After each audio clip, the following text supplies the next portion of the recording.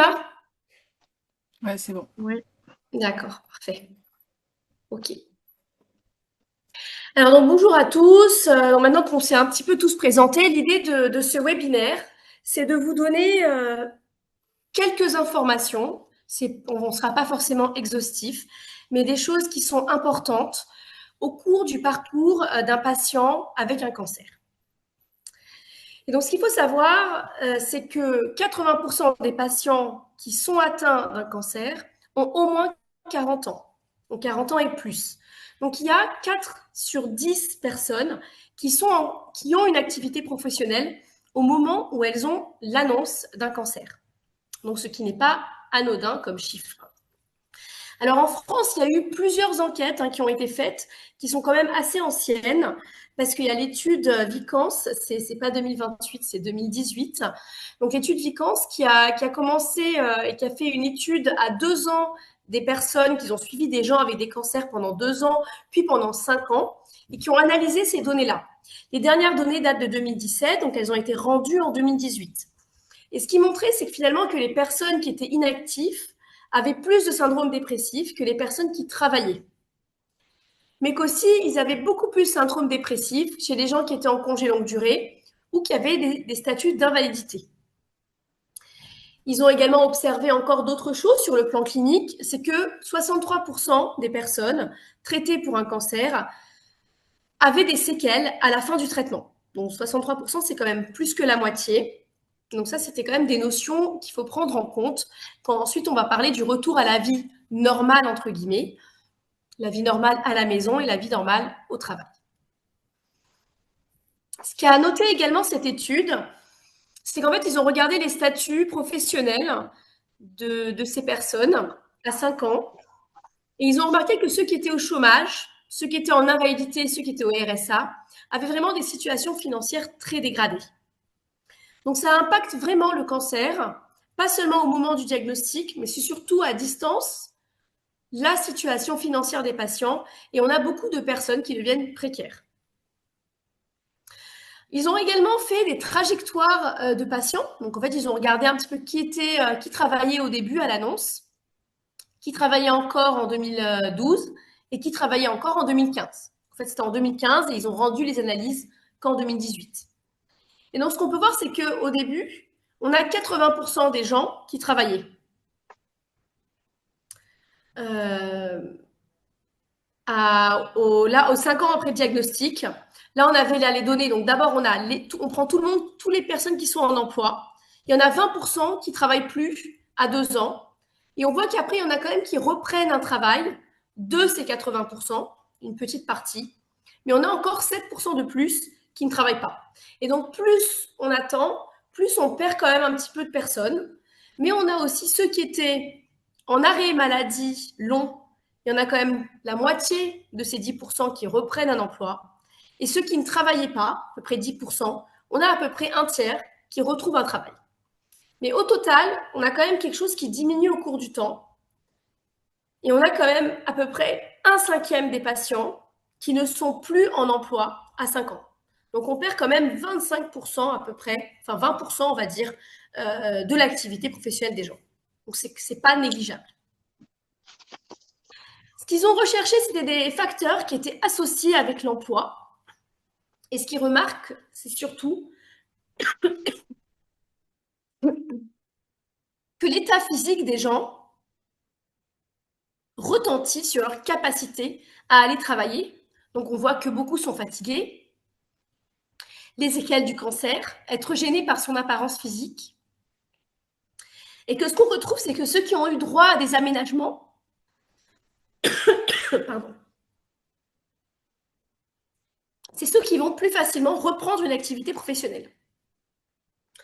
Donc ça, c'est très intéressant parce qu'on va voir que quand on parle d'aménagement, on va avoir de nombreux intervenants médico-sociaux qui vont devoir intervenir et que si on n'y pense pas, on ne peut pas avoir ces aménagements qui, eux, vont favoriser le maintien dans et en emploi.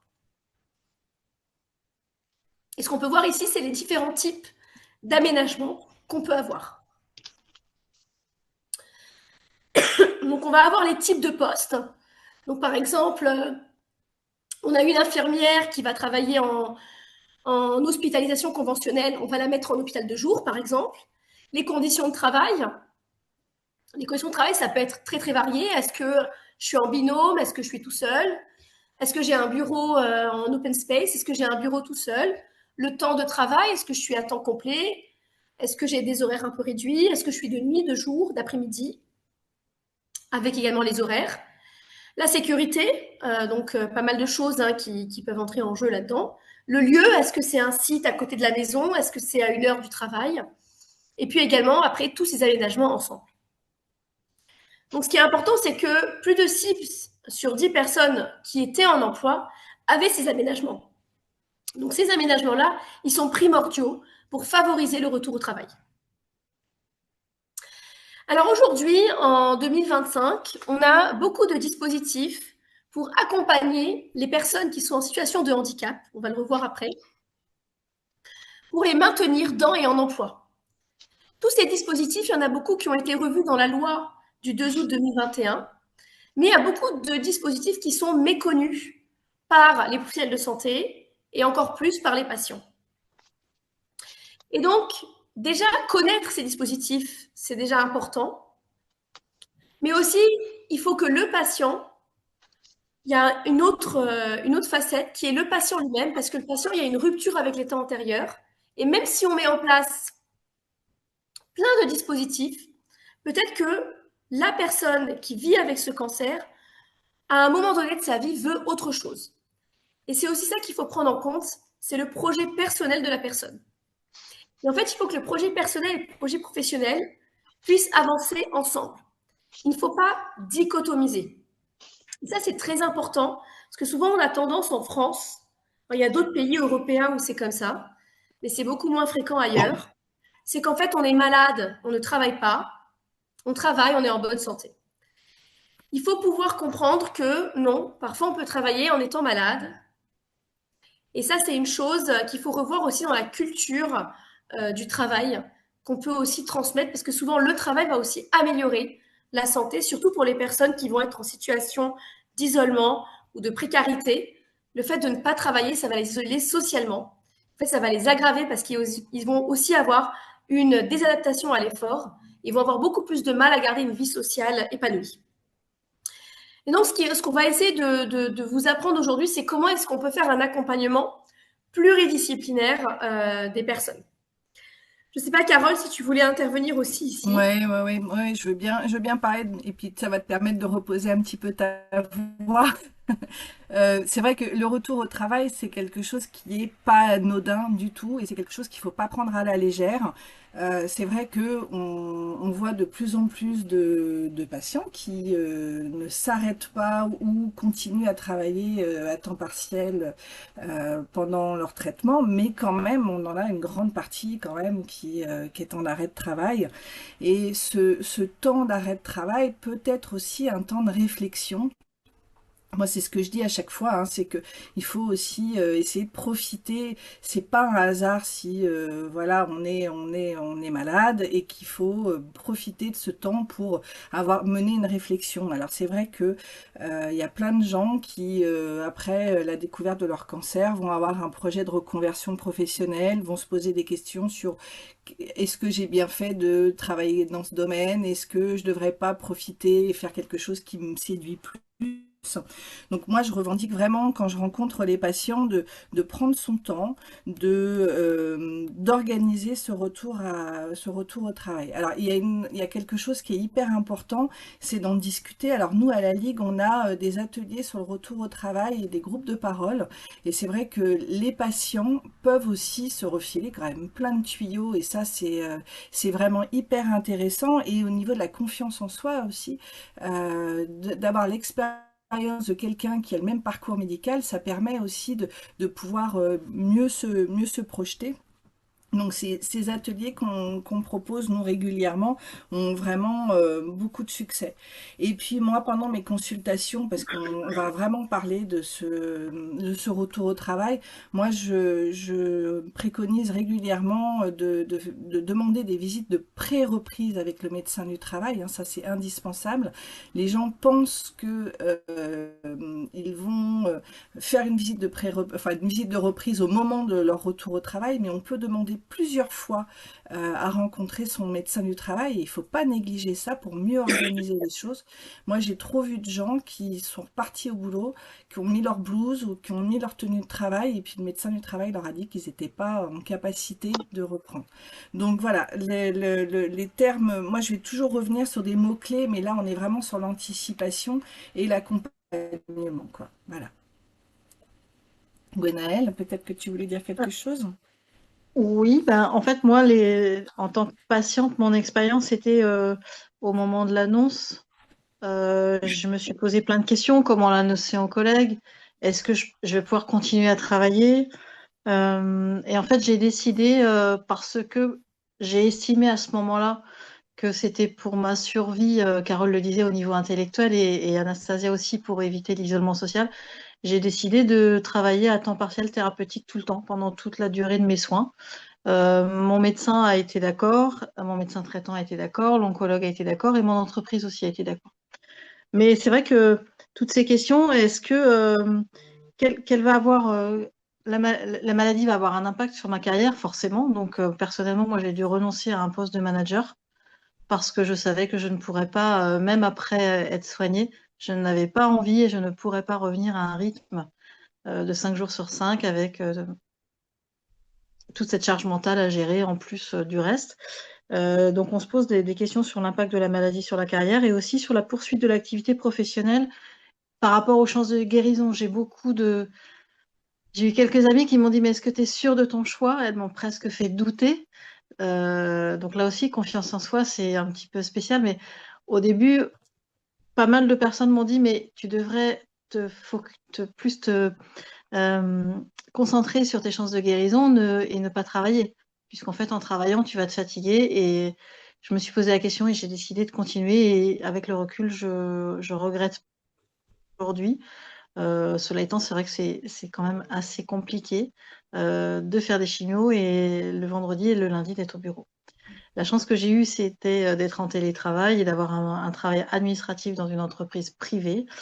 Donc j'ai eu beaucoup de compréhension par rapport à ça, mais c'est vrai que c'est compliqué de gérer ça au début. Après, on s'y fait. Donc, on va voir que si la personne décide de poursuivre l'activité ou de l'arrêter, quelle que soit la décision que le patient va prendre, ce qu'il faut, c'est l'accompagner et de ne pas faire une croix complète sur le travail. Il faut toujours garder un lien qui soit direct ou indirect et on va voir un petit peu comment. Donc, globalement, au diagnostic du cancer, ce qu'il est important de faire, c'est se poser. Donc, bien sûr qu'à l'annonce, il y a pas mal de choses. On annonce la maladie, on va faire le bilan pré-thérapeutique, on va faire l'échographie cardiaque pour commencer le traitement, on va avoir à expliquer à la personne les différents types de traitements, les effets indésirables des traitements, le planning avec les différents jours de chimiothérapie. Donc, il y a quand même beaucoup d'informations et souvent, on oublie aussi de parler de la vie personnelle de la personne. Et la vie personnelle, c'est est-ce qu'à la maison, il y a des choses qui auraient pu être responsables de mon cancer? Et est-ce qu'à mon travail, il y a des choses qui auraient pu être responsables de mon cancer? Et comment je fais pour rentrer à la maison dans un environnement où je sais que je vais être bien? Alors souvent, on parle d'un retour à la vie normale. Mais cette vie normale, finalement, on l'a dit entre guillemets, parce que c'est beaucoup plus complexe que ça. Et ce qu'il faut parfois, c'est juste, il ne faut pas que ça devienne obsessionnel ou que ça devienne maladif, mais il faut juste se poser la question, est-ce que ma maladie peut être causée par mon environnement personnel ou par mon environnement professionnel? Et ça, pourquoi c'est important? C'est important parce que, un, ça permet de faire une éviction des choses qui auraient pu en être responsables. Par exemple, à la maison, l'utilisation d'herbicides tous les 2 jours dans mon jardin, l'utilisation de produits toxiques pour traiter les bois de mes poutres au niveau de mon salon, utiliser des produits toxiques parce que j'adore la mécanique et que j'ai un garage avec 10 voitures chez moi, que j'adore poncer le bois, plein de choses. Et encore le travail, parce que le travail, si on trouve des causes qui peuvent être en lien avec le cancer, eh bien cela va induire toute une démarche de déclaration d'une maladie professionnelle. Et ça peut changer la vie de quelqu'un sur le plan financier. Donc ça, c'est vraiment très important. Premièrement, il y a la reconnaissance de la maladie. Donc parce qu'on a parfois tous, on se pose la question d'où vient mon cancer, pourquoi j'ai eu un cancer. Alors ce qu'on explique souvent aux patients, c'est que ben, on ne sait pas, c'est pas de chance, c'est le hasard. Bien sûr, dans une grande partie des cas, c'est on ne sait pas, c'est l'âge, une cellule qui devient folle. Mais dans beaucoup de cas aussi, on sait qu'il y a une cause qui est possible et qu'on peut imputer. Alors, on n'est jamais sûr à 100%, évidemment, mais on peut l'imputer. Par exemple, aujourd'hui, on a beaucoup de tableaux de maladies professionnelles. Par exemple, l'amiante et le mésothéliome, la silice aussi et le cancer du poumon. On a le trichloroéthylène et le cancer du sein. On a les pesticides et le cancer de la prostate, les pesticides et le lymphome et le myélome. On a beaucoup de cancers. Le formaldéhyde et les leucémies. On a beaucoup de liens. Et quand on le sait, ça permet de faire cette déclaration, de mieux comprendre sa maladie, mais aussi de pouvoir obtenir une rente ou des aides sociales, que ce soit des ressources en financières ou des ressources aussi en nature, par exemple des aides pour continuer à garder un emploi ou autre. Donc ça, c'est très, très important de penser à cela. Donc là, je les ai mis un petit peu ici. Donc regardez, se questionner sur l'environnement général, l'environnement professionnel. S'il y a besoin pour cet environnement professionnel, il y a des consultations spécialisées qui se font dans des centres régionaux de pathologie professionnelle et environnementale qui sont dans des régions. Donc là, en Bretagne, c'est Brest et Rennes. Il y a aussi Val-de-Loire, donc il y a Angers, il y a Tours, etc. Et puis, ensuite, au diagnostic, il faut se poser la question de maintenant, je vais commencer un traitement, eh bien, il faut que je me protège. Parce que quand je vais être sous traitement, il va y avoir des médicaments qui vont diminuer mes défenses immunitaires. Donc, je vais être beaucoup plus fragile et je vais être en contact avec des gens dans ma vie de tous les jours, mais aussi à mon travail. Et je dois me protéger. Donc, il faut savoir et expliquer aux patients qu'il faut qu'ils portent le masque, qu'il faut qu'ils se lavent les mains, qu'il y a de l'hygiène à respecter, qu'il faut qu'il mette à jour ses vaccins, que ce soit pour sa vie personnelle, mais aussi pour aller au travail. Et donc, je dis quand même quelques petits mots sur la maladie professionnelle, parce que la maladie professionnelle, elle va permettre, malgré le fait qu'on soit en ALD, de prendre en charge les soins médicaux au titre de la maladie professionnelle, encore à plus de 100%. Elle permet aussi de donner des indemnisations qui sont meilleures quand il y a un arrêt de travail. Parce que vous savez, quand il y a un arrêt de travail, après les indemnités journalières, c'est 50% du salaire. Donc passer de 3 000 euros à 1 500 euros, ben, ce n'est pas rien. Alors qu'avec la maladie professionnelle, ben, on garde 100% de son salaire. On peut parfois avoir droit à des rentes ou des indemnisations en cas de séquelles. Mais aussi, c'est une reconnaissance pour soi-même. Et puis, ça aussi, ça protège contre le licenciement. Parce que quand il y a une maladie professionnelle, ça double la prime de licenciement. Donc ça peut être important pour le patient s'il veut un jour se reconvertir. Et ça protège un peu le salarié quand même. Je vais laisser Carole dire quelques mots là-dessus. Oui, mais c'est vrai que c'est quelque chose qui est pas très souvent abordé. Enfin, moi, je le vois en pratique, hein. Très souvent, un patient qui a un cancer du poumon, on dit que c'est parce qu'il a fumé, mais c'est aussi parce qu'il a travaillé 30 ans dans des forges et qu'il a peut-être aussi eu un problème de ce côté-là. Donc, euh, moi, souvent, au cours des consultations, j'en parle aux patients quand même en disant que c'est un thématique qui est importante à creuser, en parler aux médecins, soit l'oncologue, soit le médecin traitant, mais je pense que c'est important de sensibiliser aussi les professionnels de santé sur ces pathologies professionnelles qui sont très souvent oubliées. Voilà. Alors, ce qu'il faut savoir, c'est que tout médecin peut aider le patient à réaliser cette déclaration. Le Est-ce que patient tu peut la peux, faire lui-même. Pardon? est-ce que tu peux préciser comment on prend rendez-vous avec toi, par exemple, est-ce qu'on peut venir directement te voir ou est-ce que c'est un onco qui doit Alors, t'orienter? donc, globalement, les patients, soit eux, ils savent qu'ils ont été exposés à l'amiante et ils peuvent faire leur déclaration eux-mêmes. Mhm. C'est totalement possible. Sinon, ils ont besoin d'aide. Donc, soit ils vont aller voir leur médecin du travail, qui va leur sortir un peu leur curriculum laboris, avec un peu tout ce qu'ils ont fait comme poste et où ils ont été exposés à l'amiante, pour pouvoir un peu quantifier l'exposition. Parfois, ils peuvent aussi aller à la CPM, qui peut aussi les aider, parce qu'il y a un service de maladie professionnelle à la CPM. Et puis, parfois, ils peuvent venir aussi dans des centres régionaux de maladies professionnelles et environnementales. Donc, en général, ils peuvent être orientés soit par le médecin traitant, soit par l'oncologue, soit par le médecin généraliste, par n'importe quel médecin. Ce qu'il faut savoir, c'est que souvent, ces centres de pathologie professionnelle, souvent, ils sont un peu ils ont beaucoup de demandes, donc c'est sûr qu'il faut souvent prioriser un peu les cas complexes. Quand il y a par exemple amiante, cancer du poumon, ça c'est des choses que le patient peut faire lui-même. Et en plus demander une indemnisation aux victimes d'exposition à l'amiante. C'est la même chose aussi pour les pesticides maintenant.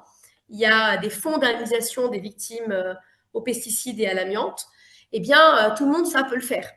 Mais quand il y a des cas un peu plus complexes, par exemple avec des patients jeunes qui ont travaillé dans des laboratoires, qui ont été exposés avec des produits chimiques un peu compliqués et que, bien sûr, l'oncologue ne sait pas, le médecin traitant ne sait pas et le médecin du travail aussi, là, on peut demander une expertise dans un centre régional, qui est une consultation totalement habituelle, qui se fait en envoyant un mail au CRPPE Bretagne, ou bien à Brest ou dans d'autres CRPE. Hein. C'est assez simple. Normalement, sur Internet, vous avez le mail et puis il y en a aussi à Angers, à Tours, pour les patients. Voilà. Donc, l'essentiel déjà au diagnostic, c'est d'anticiper. C'est ne pas attendre et se dire, bon là, j'ai la maladie, on vient de me diagnostiquer, je suis perturbée. Évidemment, bien sûr, c'est pas facile, hein. On verra ça plus tard. Parce que plus tard, on laisse traîner et puis un jour, on se retrouve en difficulté. Et bien là, on est vraiment en difficulté. Et même nous, les professionnels de santé, on ne peut plus aider la personne à se sortir souvent de cette précarité qui s'est installée. Donc, c'est beaucoup plus difficile. Ça ne veut pas dire qu'on n'aura pas de solution, mais c'est beaucoup plus compliqué. Donc, c'est d'anticiper déjà. C'est-à-dire, j'ai un diagnostic, je me prends une petite journée, je check mes crédits, mes assurances, je fais attention de ne pas envoyer n'importe quoi à mes assureurs et à mes banques. Je relis bien les petits trucs qui sont en tout petit. S'il y a besoin, je demande un certificat à mon médecin qui dit que les conditions pour cette assurance ou pour cette prévoyance sont, euh, sont, euh, sont acceptées, sont voilà, sans avoir à donner des comptes rendus. Sinon, il faut des comptes rendus qui soient adaptés aux assureurs et aux crédits pour enlever les données qui ne leur regardent pas. Ensuite, il faut faire également la demande de carte d'invalidité. Donc, Carole va vous en parler. Et puis, il faut penser, ça c'est essentiel, à faire un dossier de reconnaissance en qualité de travailleur handicapé. Ça se fait soit à la MDPH, soit à la MDA. On va en reparler plein de fois pendant ce webinaire. C'est très important de le faire au début. Alors parfois, bien sûr, le patient dit, mais je ne suis pas handicapé. Mais le handicap, on vous le dit et le redit, ce n'est pas que visuel. D'accord? Le fait de ne plus pouvoir travailler comme avant, c'est une forme d'handicap. Le fait de ne plus pouvoir faire tout type de métier, tout type de poste, tout type d'activité, c'est une forme d'handicap. Et c'est très important de demander ce dossier parce que c'est ça qui va nous permettre ensuite d'aménager les postes. Je te laisse la parole, Carole. Ouais, merci. Alors c'est vrai que, alors je me répète tout le temps parce que anticiper, anticiper, anticiper, c'est vraiment moi en tout cas mon credo. Mais pour revenir au thème que tu as abordé, alors c'est vrai que les crédits et les assurances, moi je vois trop de fois de gens qui sont en fin de leur parcours médical et qui n'ont jamais sollicité leur assurance bancaire. Donc, ils ont galéré parce que, comme tu disais, ils avaient plus que 50% de leur salaire et ils ont dû honorer leur emprunt bancaire. Donc, vraiment, ça, c'est quelque chose qu'il faut dire aux patients, hein. Vous avez un emprunt, voyez votre contrat d'assurance.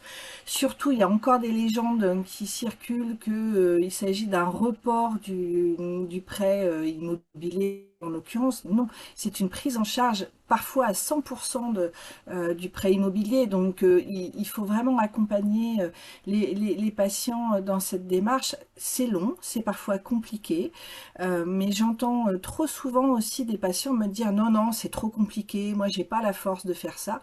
C'est sûr que, comme tu disais, Anastasia, ça demande un peu de temps. Moi, en tout cas, je suis là pour ça aussi, et les travailleurs sociaux sont là aussi pour ça. Moi, j'accompagne régulièrement des gens juste aussi pour essayer de comprendre le contrat d'assurance, pour essayer de vérifier. Enfin, je vérifie aussi les éléments médicaux qui circulent. On vérifie aussi les dates, hein, parce qu'il y a des fois, il y a aussi un peu de confusion de la part des patients. Donc voilà, ça c'est des choses que moi je fais très régulièrement. Et ça peut vraiment sauver des familles quand on a une prise en charge de l'assurance. Après, en anticipation aussi, alors moi je parle de la carte d'invalidité qui va avec le dossier de la RQTH, hein, parce que ça va être demandé au même organisme. Donc effectivement, pareil, on entend tous les jours des gens dire je ne suis pas invalide, je ne suis pas handicapé, mais si, en fait c'est une question juste de vocabulaire, hein, mais la carte d'invalidité vous permet d'avoir des avantages. Et le fait d'être très fatigable, comme souvent on l'est, d'avoir changé, d'être en incapacité à retrouver son travail, vous permet d'avoir une invalidité. En tout cas, moi je parle dans le Morbihan, hein, mais c'est vrai qu'avec la MDA, nous on a des facilités parce que mes dossiers sont traités aussi en urgence, hein, donc ça c'est quelque chose d'important, mais les patients peuvent l'avoir. Et pour vous donner un exemple, au-delà de la demi-part fiscale qui peut aussi compenser une perte de revenus que peuvent avoir les patients qui sont titulaires de cette carte d'invalidité, moi je rencontre plein de gens qui viennent me voir, et là ce sont des aidants qui viennent me voir en me demandant d'avoir le congé proche aidant pour leur père, leur frère, leur mère, leur enfant. Et en fait, moi, je leur dis qu'ils ne peuvent pas l'avoir parce que le malade n'a pas fait la demande de carte d'invalidité.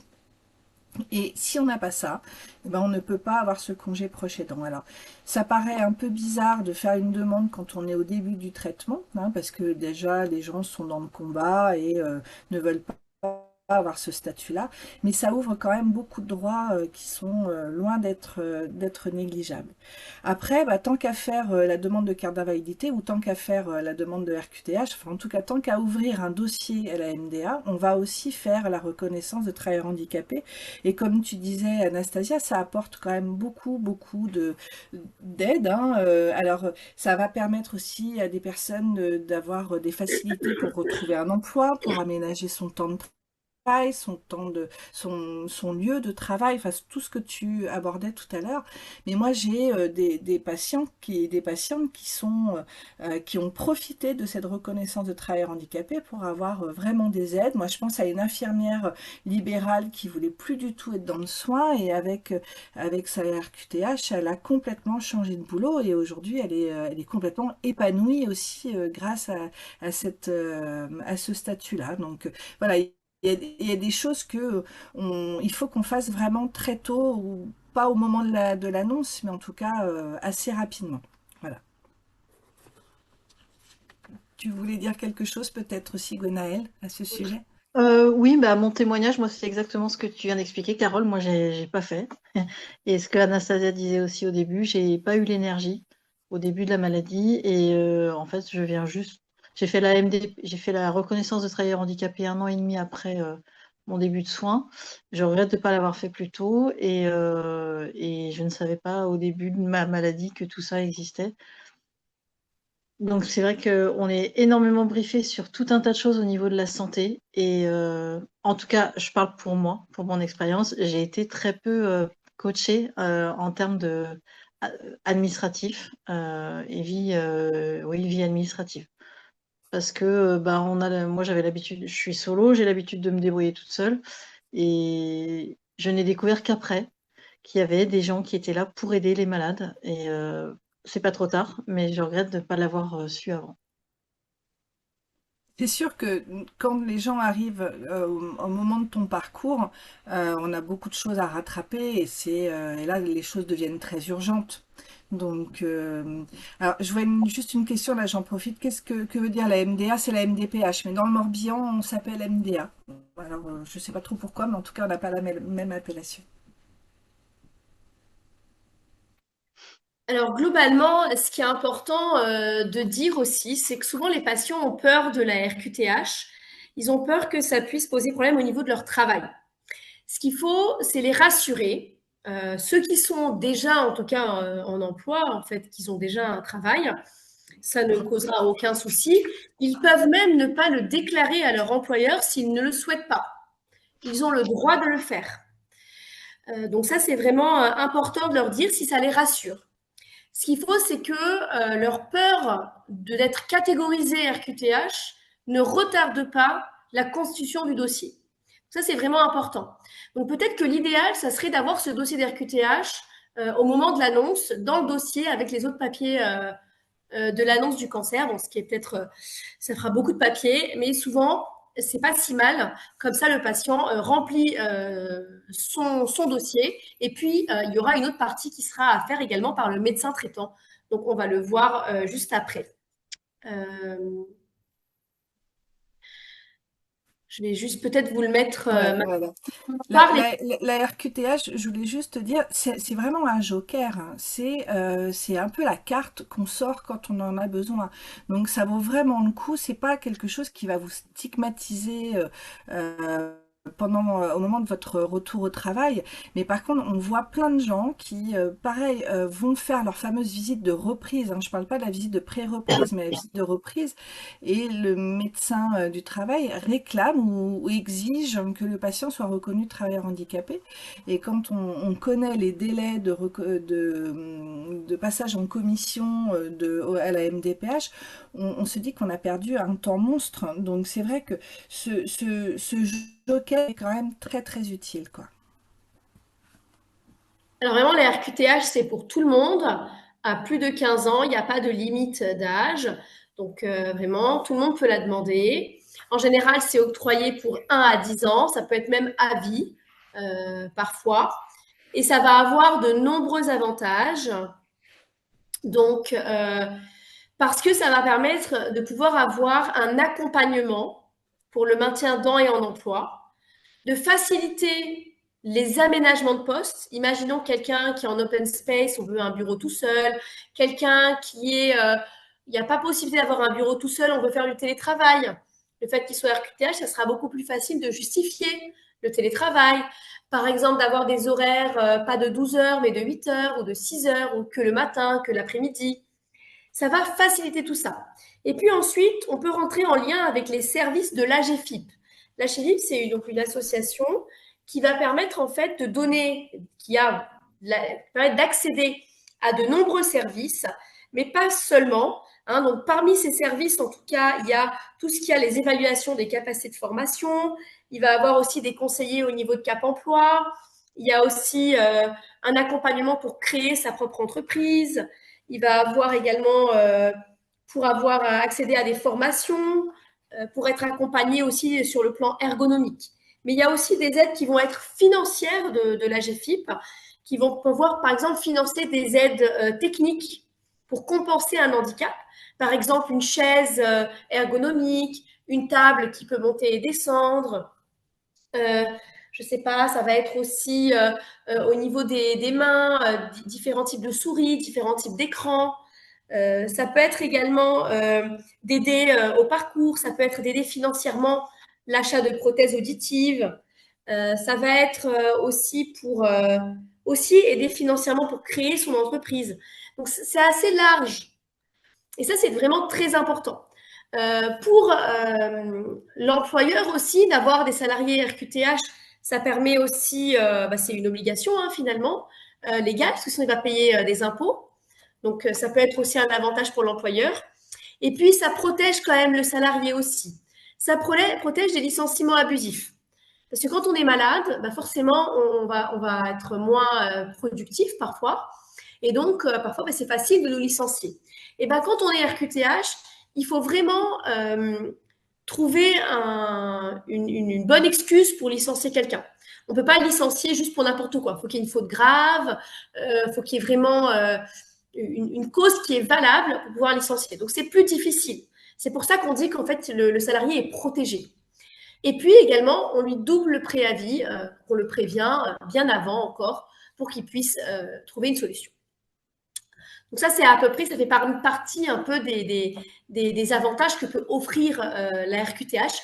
Je ne sais pas si, Carole, tu voulais rajouter quelque chose. Si, mais c'est vrai qu'il y a de réels avantages et on voit même maintenant apparaître des agences d'intérim qui recrutent que des travailleurs handicapés.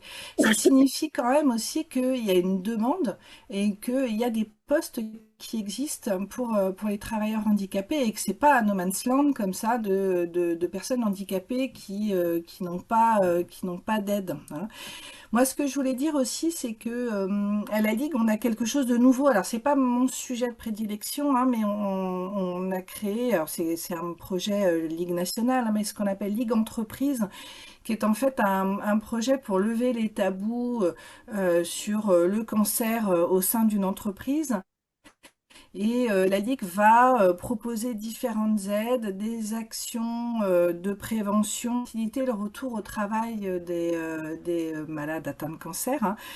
Donc nous, on a nos chargés de prévention qui, alors je vous donne un exemple, hein, mais avec le roi Merlin, voilà, mes collègues sont allés plusieurs fois faire des actions de prévention. Moi, je me suis déplacée pour rencontrer aussi les salariés, pour expliquer aussi ce que c'était que de reprendre un travail quand on a un cancer et les difficultés qu'on a à reprendre son activité. Et puis, nous, de notre côté, ça nous permet aussi de lever une certaine forme de mécénat. Donc, voilà, c'est des nouveaux dispositifs qui sont très intéressants. Et aujourd'hui, on parle quand même plus facilement du retour au travail après un cancer. Donc, voilà, c'est important d'en parler. Et puis, par rapport aux avantages de la RQTH, c'est vrai que moi, j'ai vu plein de patientes. Alors, moi, je pense pas à une enseignante, pardon, une enseignante qui devait se déplacer dans plusieurs classes différentes et qui, grâce à sa RQTH, a pu avoir une salle de classe fixe. Je pense à des coiffeuses qui, après une opération du sein, bah, vous imaginez être dans le chaud, faire des brushings toute la journée, c'est un peu compliqué. Et là, du coup, on peut aussi avoir des adaptations. Enfin voilà, il y a des choses très importantes qu'on peut proposer. Je D'accord. te laisse la main. Oui. Donc, ce que je voulais également rajouter, c'était que globalement, la RQTH va être aussi de demander des aides financières. Donc, elles peuvent se faire également sans demander préalablement une RQTH. Donc, ça, c'est l'allocation à adulte handicapé hein, qui va être attribuée aux personnes qui ont plus de 20 ans, qui résident en France. Et souvent, c'est sous réserve d'un taux d'incapacité qui va être supérieur à 50% et dont l'accès à un emploi va être compliqué dans les années à venir. Et puis qu'il n'y a pas possibilité de trouver des solutions alternatives. Donc ça, c'est sous réserve hein, de conditions de ressources. Alors, il n'y a pas forcément... on peut quand même avoir des ressources et avoir la AH. Mais voilà, il y a quand même des conditions d'éligibilité pour avoir cette AH. Et souvent, c'est pas mal aussi d'avoir un projet. Parce que parfois, il y a des gens qui demandent une AH qui n'ont pas forcément un taux d'incapacité de plus de 50%, mais qui peuvent quand même l'avoir s'ils ont un projet bien défini. Par exemple, c'est le cas où voilà, on a un cancer, on veut pas ou on peut pas demander une invalidité. On va revoir après l'invalidité. Et que on sait que là, on va pas pouvoir travailler pendant 1 ou 2 ans, mais qu'on a un projet de créer une entreprise ou bien de se reconvertir, on peut faire une demande de la prise en charge et de demander la hache pour ces années-là, donc sous réserve d'un projet. Ça permet également souvent la hache de financer une formation, de financer une reconversion professionnelle, parce qu'en fait, la RQT, enfin la maison départementale des personnes handicapées travaille souvent aussi avec des institutions de formation. Donc ça, il ne faut pas hésiter. Par exemple, au sein de Rennes, on a les FNAC, qui est une structure où on peut aller prendre des cours. Euh, donc, par exemple, souvent, c'est des métiers pour la petite enfance ou d'autres types de métiers aussi, de secrétariat ou autres. Et ça, c'est pas mal parce que du coup, souvent, la MDPH peut octroyer une AH ou peut octroyer aussi l'accès à des formations. Donc, il faut vraiment travailler ce projet. Il ne faut pas hésiter à aller prendre rendez-vous avec la MDPH pour se renseigner et puis surtout d'être accompagné par l'instance sociale qui va évaluer les différents types de possibilités et l'éligibilité à ce dispositif ou à cet autre dispositif. Je ne sais pas si vous voulez rajouter quelque chose, Carole. Non, non, non, très bien. Voilà. Donc globalement, en résumé, en tout cas pour les RQTH, on insiste dessus parce que c'est vraiment très important. Comme Carole disait, c'est souvent 1 an d'instruction des dossiers. Donc c'est pour ça qu'on aime bien les faire très précocement. Alors on n'est pas obligé d'avoir la RQTH pour demander la H, mais souvent voilà, tout ça c'est un peu lié. Donc c'est pas mal quand même de faire la RQTH parce que ça permettra de faire des aménagements le plus précocement possible. Donc ça se fait soit à la MDPH, soit à la MDA. Et il y a un certificat, un CERFA qui est à remplir par le patient, un certificat qui est à remplir par le médecin traitant normalement, mais souvent on s'est fait par l'oncologue qui va voir le patient plus souvent dans les situations où on est en début de traitement. Et puis il y a aussi une fiche de liaison ou d'évaluation qui peut être faite par le médecin du travail. Elle n'est pas indispensable. Faut pas, voilà, s'il y a un élément qui manque, faut pas hésiter à quand même envoyer le dossier. Puis après, ça sera rediscuté. Ça, c'est vraiment important. Il y a un autre truc que je voulais aussi rajouter, c'est quand les patients vont voir le médecin du travail, il ne faut pas hésiter à leur donner un compte-rendu médical ou oncologique pour qu'ils aillent avec. Parce que souvent, le médecin du travail, il connaît très bien l'entreprise, le lieu du travail, mais il a des idées des maladies, bien sûr, parce qu'il a fait médecine comme tout le monde. Mais souvent, les spécialités, les notions très spécifiques du cancer, les traitements, ils évoluent très vite. Il y a des nouvelles thérapies aujourd'hui qui nous échappent un peu à tous. Et donc, c'est pas mal d'expliquer aux médecins du travail les effets indésirables des traitements et puis les séquelles du cancer. Parce que souvent, on a l'impression, ah, tiens, il a un cancer, ah, il peut plus travailler, mais pas forcément en fait. Il faut juste peut-être aménager des postes et les gens, ça leur fait du bien aussi d'aller voir d'autres personnes au travail. Donc c'est important de connaître un petit peu qu'est-ce que la personne peut et pas faire avec son travail. Je vais vous donner un exemple peut-être qui va vous parler, mais une fois, j'ai un médecin du travail qui m'a envoyé un patient qui avait une insuffisance rénale, qui travaillait dans la chaleur, qui m'a dit il ne peut pas travailler dans la chaleur parce qu'il est insuffisant rénal. J'ai pas très bien compris, moi, personnellement. Et en fait, il n'y a aucune contre-indication à travailler dans le chaud parce qu'on a une insuffisance rénale. Enfin, le gars, il va juste transpirer. Donc, il n'y a pas de contre-indication. L'insuffisance rénale, quand elle est vraiment déséquilibrée, la personne peut avoir des malaises. Donc, si elle est seule sur le lieu du travail, ça peut mal se passer. Mais si jamais l'insuffisance rénale est plutôt stable, il n'y a pas de problème en soi. Et c'est pareil, quand on a un cancer, qu'on a de la chimiothérapie, le lendemain, on peut ne pas être bien, mais il y a des gens qui tolèrent très bien certaines immunothérapies et qui sont peut-être pas bien 2 jours après la chimio, mais le 3e jour, qui sont en forme. Il y en a qui vont perdre les cheveux, d'autres non. Il y en a qui vont avoir la peau rouge, d'autres non. Il y en a qui vont avoir les ongles tout abîmés, d'autres non. Il y en a qui vont avoir des neuropathies, d'autres non. Et donc, c'est important pour le médecin du travail de savoir ça, pour pouvoir adapter et aménager les conditions de travail. Alors, je vais revenir. Ouais, je vais revenir, excuse-moi, je vais revenir sur le fameux dossier d'RQTH, si tu veux bien. Oui. Sur la complexité de ce fameux dossier, parce que c'est vrai qu'il ne faut pas se voiler la face, il fout la trouille ce document, il fait 20 pages pour la partie administrative, peut-être même 22, il y a 8 pages pour le certificat médical, c'est vraiment décourageant, donc ça c'est vrai que moi en tout cas, je fais les dossiers, hein, j'instruis les dossiers, je passe du temps sur la construction consultation à monter le dossier, mais je trouve que c'est tellement décourageant une fois on est en traitement, on a plein de soucis de devoir aussi se retrouver face à ce document qui est imbuvable, hein, enfin, même s'il a été simplifié, il est quand même pas des plus simples, et en plus il est complexe parce qu'on parle des enfants, on parle des adultes, on parle du travail, on parle des études, on parle des ressources, on parle de l'aménagement du domicile, enfin, on parle de plein de choses et les gens sont un peu perdus alors que nous, professionnels de santé ou des services sociaux, on les connaît par cœur, ces documents. Et c'est vrai que ça impressionne souvent les patients quand moi je les remplis en 2-3 minutes. Et vraiment, ça permet en tout cas d'enlever cette notion de découragement-là.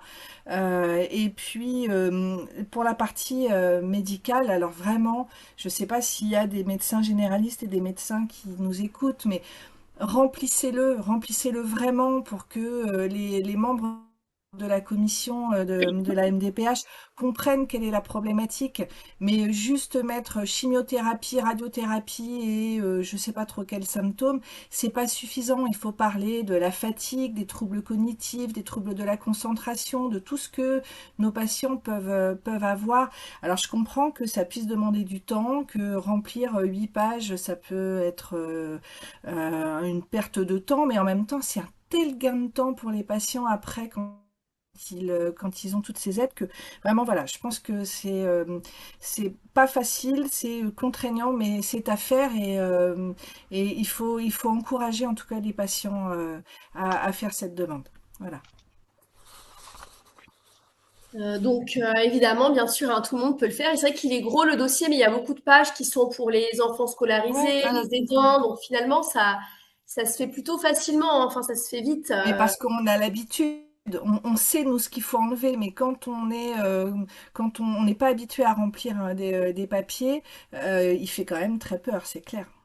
Alors, s'il y a des médecins traitants dans les personnes qui écoutent ce webinaire, ce qu'il faut savoir, c'est que vous pouvez coter aussi ces consultes différemment. Oui. Donc, elles sont prises en charge de façon un peu plus intéressante. Voilà. Je pense qu'elles sont.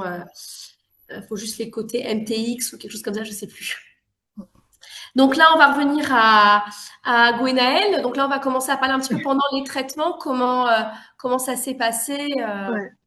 En fait, moi, au tout début des traitements, j'étais pas du tout axée sur ce genre de demande. C'est en discutant avec une amie qui avait eu un cancer un an avant moi qui a commencé à m'en parler et j'ai commencé à m'y intéresser. Je voulais ajouter aussi que pour la RQTH, en ce qui me concerne, j'ai fait une demande accélérée avec le médecin du travail. C'est une procédure qui m'a permis d'avoir. Alors, je suis dans l'Ille-et-Vilaine. J'ai fait ma demande fin janvier. J'ai été acceptée fin mai. Donc, pour moi, 4 mois, c'était plutôt pas mal. En revanche, eh bien, c'est vrai qu'à la première consultation des papiers sur Internet, je me suis dit, mais c'est pas pour moi. Le fameux sentiment d'illégitimité, d'imposture qui est écrit ici, je l'ai ressenti tellement fort. Moi, entre guillemets, j'ai eu la chance d'avoir gardé mon intégrité physique et de n'avoir, entre guillemets, que des effets secondaires. Mais quand on les liste bout à bout, c'est tellement à la fois important et pas important qu'on ne sait plus nous-mêmes en tant que patients ce que ça va donner. Avec le recul, je me dis que, et pour vous donner un exemple, donc je vous disais tout à l'heure que j'ai repris pour la première fois, je suis retournée sur mon poste de travail physique depuis 3 ans et en discutant avec une de mes collaboratrices, elle me dit ça va, je dis bah écoute là oui mais j'ai un petit peu mal au dos. Puis au bout d'un moment elle me dit oh bah tu sais au bout d'un moment à partir d'un certain âge on a tous mal au dos. Je dis, ok. Bon, je vais pas insister.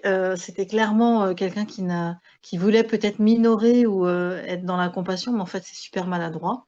Je lui en veux pas, mais j'étais pas en train de lui dire que j'avais mal au dos parce que j'avais mal au dos, mais j'avais juste des effets secondaires quoi.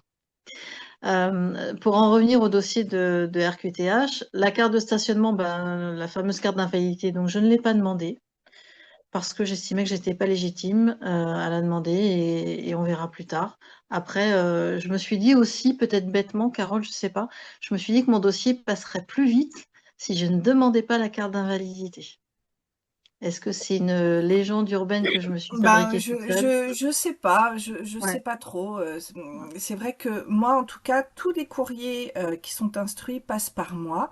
Donc, et ils sont tous accompagnés d'un courrier avec la MDA. En tout cas, savent, hein, les agents qui reçoivent les courriers savent que quand il y a un courrier avec l'entête Ligue contre le cancer et mon nom, c'est des dossiers qui doivent être priorisés. Donc vraiment, on a une chance inouïe. Donc du coup, je pourrais pas te dire si Mm. une demande de carte d'invas, ça va alourdir le temps de prise en charge. Je sais pas. Alors, Voilà. je peux donner une petite réponse là-dessus. Donc, effectivement, en fait, quand on fait des demandes accélérées, c'est quand on demande uniquement la RQTH sans C'est aucune ça. autre prestation. Si on Mhm. demande une autre prestation, ça peut allonger le délai, effectivement. D'accord. Et puis, bah, pour conclure, c'est vrai que moi, c'est cette expérience de maladie qui m'a fait m'obliger à devoir m'intéresser à ces problématiques sociales et administratives. Je ne savais pas que ça existait. À la limite, la maladie, la chimio, les rayons, je savais que ça existait, mais tout ce qui est autour de ça, j'ai découvert. Et encore une fois, comme je suis débrouillée toute seule par mes propres moyens, ben, je ne pensais pas qu'il y avait tout ce panel d'aide en tant que patient qui pouvait m'être apporté. Et je regrette de ne pas l'avoir su plus tôt.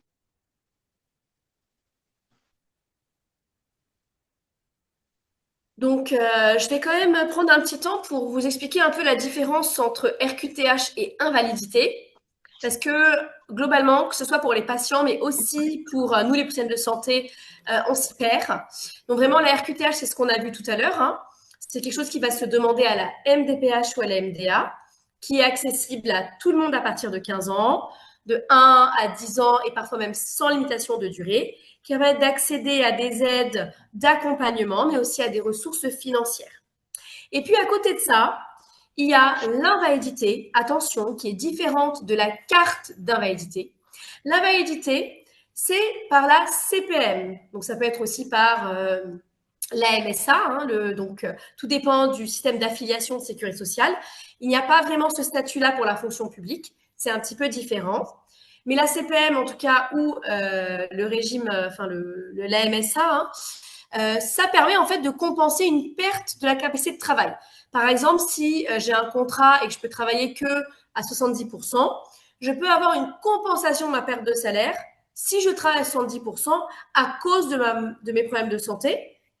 Eh bien, je peux avoir une petite compensation avec une invalidité qu'on va dire de catégorie 1, par exemple. Si jamais, par exemple, je perds à peu près 50% de ma capacité, eh bien là, je peux travailler, par exemple, à 50% ou moins. Là, je peux demander potentiellement une invalidité de catégorie 2. Alors, parfois, il y a des désaccords avec ce que dit la santé-travail, enfin, ce que dit le Code du travail et ce que dit la CPM. Et ça, c'est des grosses problématiques parce qu'en général, quand on a quelqu'un qui est en invalidité de catégorie 1 et 2, il peut travailler. Catégorie 3, il ne peut plus travailler. Catégorie 3, en général, il a besoin d'aide. Il ne peut plus aller au travail tout seul. Donc, il ne peut pas travailler. Mais les catégories 1, 2, ce sont des personnes qui peuvent encore travailler, même si leurs capacités de travail sont réduites. Par contre, souvent la CPM souhaite, quand les gens demandent une catégorie 2, qu'ils ne soient pas en capacité de travailler. Alors, normalement, ça nous embête un petit peu parce qu'on a quand même beaucoup de personnes en catégorie 2 qui travaillent. D'accord. Donc les catégories, ça permet de définir la quantité de sous en général de la pension d'invalidité que va recevoir la personne. Par exemple, en général, catégorie 1, c'est calculé, mais en général, c'est à peu près, on va dire, un tiers du salaire. Catégorie 2, c'est à peu près la moitié. Et voilà. Donc, en général, c'est à peu près ça. Et ça va jusqu'à l'âge de la retraite. Alors, attention, si quelqu'un un jour va mieux et qu'il a envie de travailler, l'invalidité n'empêche pas de reprendre le travail. C'est juste qu'à un moment donné où ses ressources liées au salaire qu'il va percevoir vont augmenter, ben que du coup, la pension ne sera moins ou plus versée. D'accord. Mais ça, C'est on s'en vraiment ce qui fiche. est, c'est vraiment ce qui est important, excuse-moi, mais c'est pas inscrit dans le marbre, hein, d'être invalide, hein. Les gens vont pouvoir moduler, modifier, arrêter. Enfin, voilà, au fil de la vie, on travaille 40 ans, ben, il y a des accidents, des événements comme ça, mais on peut changer. Mais on note quand même un peu le côté schizophrénique, hein, de l'administration. C'est que on est handicapé d'un côté, on a une carte d'invalidité de l'autre, mais on peut relever d'une pension d'invalidité ou pas. On est à 100% quand on est en ALD, mais on est reconnu à 80% par la MDA ou entre 50 et 79%. Enfin, c'est vrai que quand même, tout ce vocabulaire-là est handicapant. Je me demande si c'est pas plutôt ce vocabulaire et les démarches administratives qui rendent les gens plus handicapés. Alors après, parfois, on se pose la question un petit peu comment choisir, vers quoi on s'oriente. Alors, comme j'ai dit, les RQTH, c'est pour tout le monde. L'invalidité, il y a vraiment des critères d'éligibilité. Tout le monde ne peut pas la demander parce qu'il faut être en emploi avant. Et globalement, en fait, ce qui se passe, c'est que quand les gens ont un arrêt de travail, il faut savoir que les droits sociaux, en général, sont à peu près de 3 ans. Donc, Carole, après, interviendra pour donner plus de détails, sont de 3 ans. Donc, en général, quand on avance un petit peu, et bien souvent, le médecin conseil, il va dire, bah, tiens, mais là, en fait, il va jamais reprendre. Donc, on va le mettre en invalidité. Ce qui permet qu'au lieu que le patient reçoive les indemnités journalières, il va recevoir la pension d'invalidité à la place. L'invalidité, quand on l'a, on peut, bien sûr, elle n'est pas comme Carole disait, gravée sur du marbre, on peut demander de ne plus l'avoir. Mais bon, souvent, c'est un petit peu compliqué parfois. Mais on peut demander à plus l'avoir. Ce qui pose un peu problème parfois avec le statut d'invalidité, c'est quand on va demander un crédit. Normalement, c'est illégal, on est censé avoir quand même notre crédit, mais souvent les banques ne vont pas le donner. Donc ça, c'est un peu compliqué parce qu'on est, voilà, on est gravé là sur le front invalidité. Donc ça peut être un peu plus compliqué pour certaines démarches. Donc parfois, c'est vrai que quand les gens sont jeunes, on aime bien souvent leur demander d'aller vers plutôt l'allocation adulte handicapé. Parce qu'on sait que voilà, à un moment, ils en ont plus besoin. Hop, ciao, bye bye. Alors que l'invalidité, bon, on la garde un peu plus longtemps. On sait qu'on va avoir plus de mal à retourner au travail. Et puis, ce qu'il faut savoir, c'est que sur l'invalidité, on ne cotise pas pour la retraite. Donc, c'est pour ça qu'on essaie de faire comprendre aux gens que dès qu'ils peuvent après retravailler, eh bien, il faut le faire.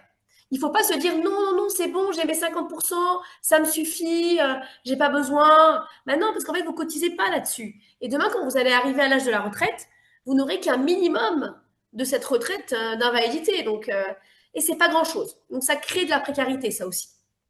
Je ne sais pas si Carole, tu veux rajouter quelque chose avant que je passe à la suite.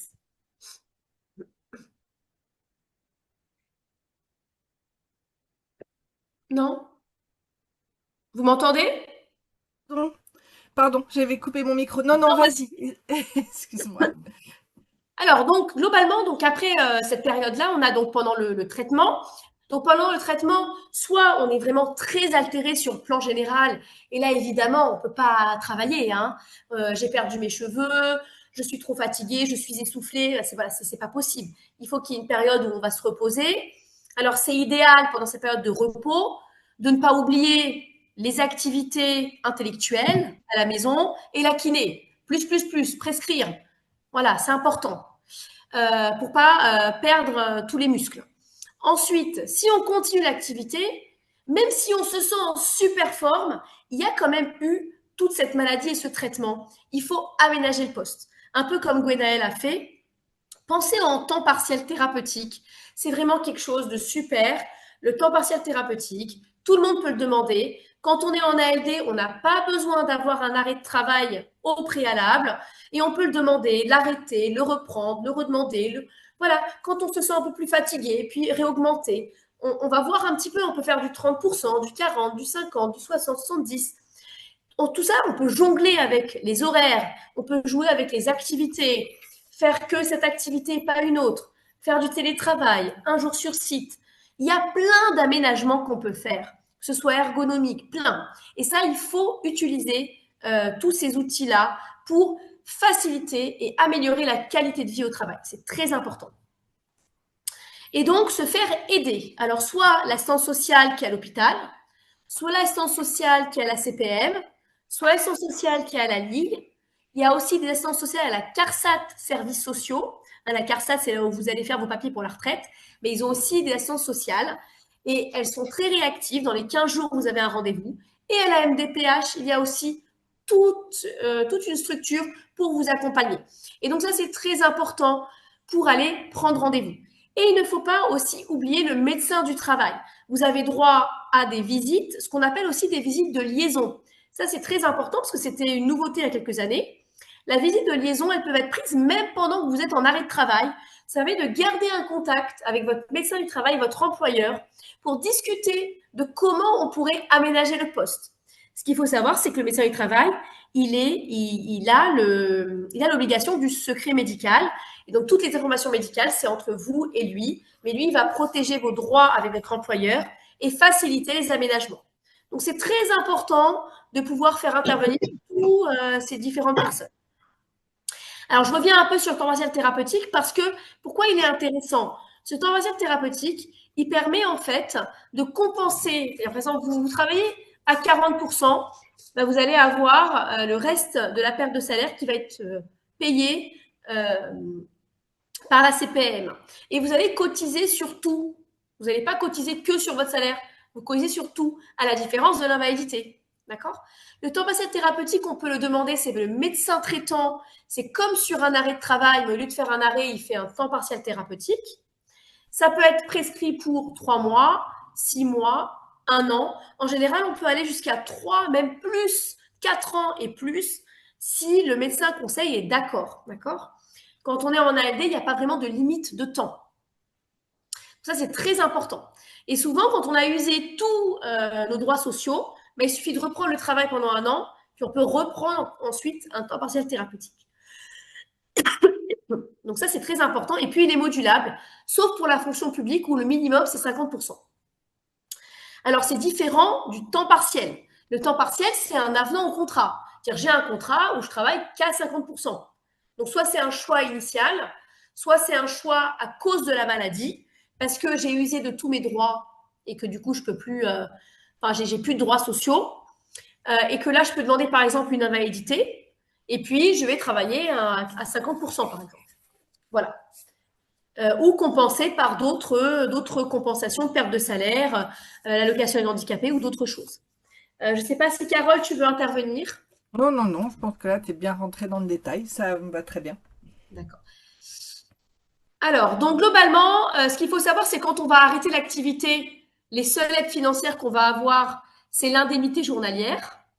Parfois, on va demander l'invalidité à un moment donné si l'arrêt de travail se prolonge dans le temps. Mais il faut savoir que ça, c'est à peu près 50% du salaire. Donc ça, il faut anticiper parce que 50% du salaire, c'est quand même une perte de ressources. Donc ça, il faut en tenir compte. Quand on fait Alors, un les arrêt gens ont de souvent des travail, prévoyances, hein.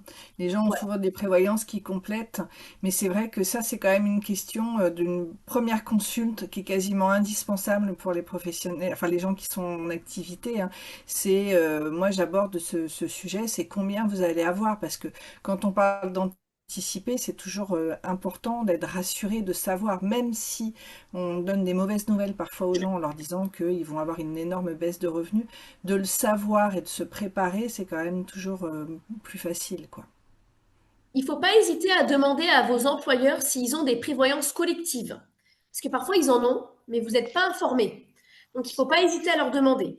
Après, la chose que vous pouvez faire, bon, c'est pas très légal ce que je vais dire, je ne sais pas s'il y a des assureurs, j'espère pas, mais c'est au moment du diagnostic, si vous n'avez pas de prévoyance, souvent c'est avant de faire les papiers, Mm, mm. c'est d'en prendre une assez vite.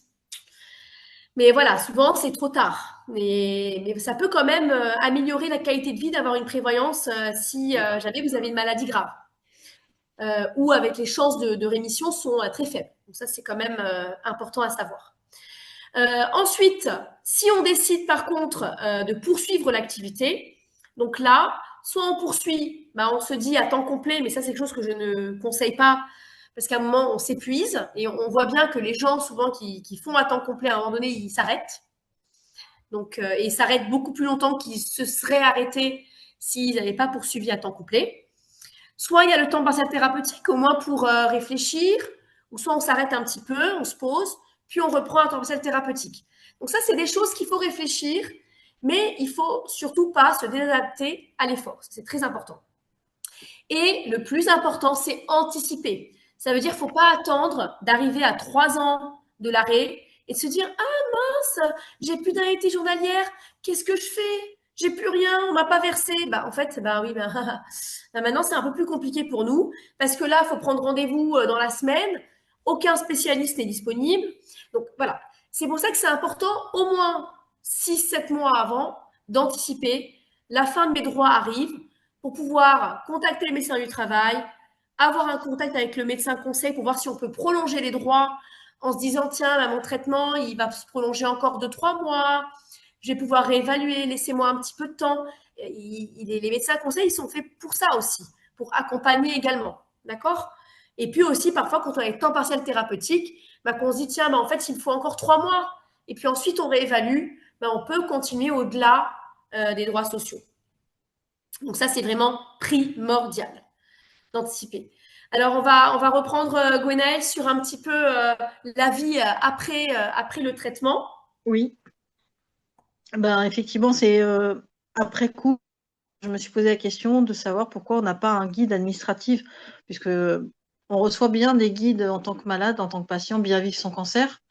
On a plein de tips, hein, l'alimentation, soins de la peau, les troubles physiques et psychologiques, mais rien qui donne une piste ou un guide, un peu comme ce que disait Carole tout au long de cette discussion, mais on n'a pas de guide en tant que patient, en tout cas aujourd'hui, et en tout cas, moi je n'en ai pas eu, peut-être que ça existe ailleurs, mais j'ai pas eu de guide qui me disait voilà ce qu'il faut faire, voilà ce à quoi tu dois réfléchir, et c'est pour ton bien aussi pour l'avenir, puisqu'il n'y a pas que la maladie, il y a aussi ta vie en tant que salarié et tes besoins financiers. À ce Et sujet, puis, Gwenaëlle, je me permets juste. oui, je t'en prie. Oui, je voyais dans le chat, il y a Camille Cambourieux qui est ma collègue de la Ligue nationale, qui précisait qu'il y a pas mal de documents de l'INCA, que la Ligue aussi diffuse des documents sur les droits sociaux. Donc, vous pouvez, elle a indiqué les références hein, sur le chat. Voilà, excuse-moi, mais Merci. j'y pense tout de suite, donc je le dis. Ouais. Et c'est vrai que, alors peut-être que c'est, je parle aussi, hein, j'en ai conscience avec le prisme de mon expérience. Moi, je suis à Saint-Malo. On n'a pas de ligue à Saint-Malo. On a juste Proxy League. Et j'ai pas eu l'énergie et j'avais pas envie d'aller à Rennes pour rencontrer les gens de la ligue, euh, en sachant que à Rennes ou ailleurs, dans les grandes villes, il y a plus d'informations, plus de choses. Et puis, aussi, je me suis demandé, est-ce qu'il y a des patients partenaires quelque part, des malades qui sont passés par le même chemin que moi et qui auraient pu m'aider et qui auraient pu me guider sur ce chemin qui est effectivement compliqué au départ. Maintenant, je le vois plus sereinement, mais c'est vrai qu'au tout départ, c'est quand même une espèce de bombe atomique qui vous tombe dessus. Et franchement, je comprends parfaitement aussi les patients qui n'ont pas envie de se mettre dans l'administratif tout de suite, même si on sait que c'est primordial. Ça explique un peu le succès de nos groupes de parole sur le retour au travail, hein. Exactement. C'est que là, les échanges et vraiment, moi j'appelle ça les trucs et astuces, mais vraiment, il y a des échanges qui se font et qui sont très très riches. Après, ce qui est important, ça, c'est que maintenant, la téléconsultation, ça devient de plus en plus utilisé. Et il y a beaucoup, beaucoup de médecins, de spécialistes qui proposent des téléconsults pour éviter de se déplacer du fait de la maladie, parce que les gens habitent loin. Donc, souvent, c'est pas mal aussi quand on appelle les secrétariats de demander hein, si voilà, il y a de la téléconsulte. Parce que maintenant, avec Doctolib, ça se fait assez facilement. Hein. Hum. Donc, il y a pas mal d'associations de patients aussi, mais c'est vrai que parfois, ben, il n'y a pas des documents qui mettent un petit peu tout ça par écrit. Et puis, parfois aussi, il y a trop de documents et on ne sait plus où regarder. Donc, bon, là, j'en espère que tout ça soit réglé dans les mois à venir, en tout cas. Donc, globalement, pour la dernière partie de cette présentation, c'est un peu quand le traitement arrive à sa fin, qu'est-ce qu'on fait? Parce que maintenant, voilà, l'oncologue annonce, bah, c'est votre dernière chimio. Bon, bah, je fais un arrêt pour une semaine, puis vous pouvez reprendre le travail. Donc là, on regarde l'oncologue, enfin, tellement déconnecté de la vie réelle, de ce que le patient a subi ou a vécu, ou ça arrive un petit peu comme une bombe en se disant, ben non, mais moi je suis pas prête, enfin, ou je suis pas prêt, j'ai rien anticipé, je ne sais pas comment je vais retourner au travail, une semaine d'arrêt, mais c'est pas possible. Donc il y a pas mal d'interrogations autour de ça. Donc là, c'est important de communiquer et puis aussi même pour les oncologues, de préparer aussi, vous savez, dans 3 semaines, c'est la dernière consulte, on va commencer à préparer le retour à la vie normale.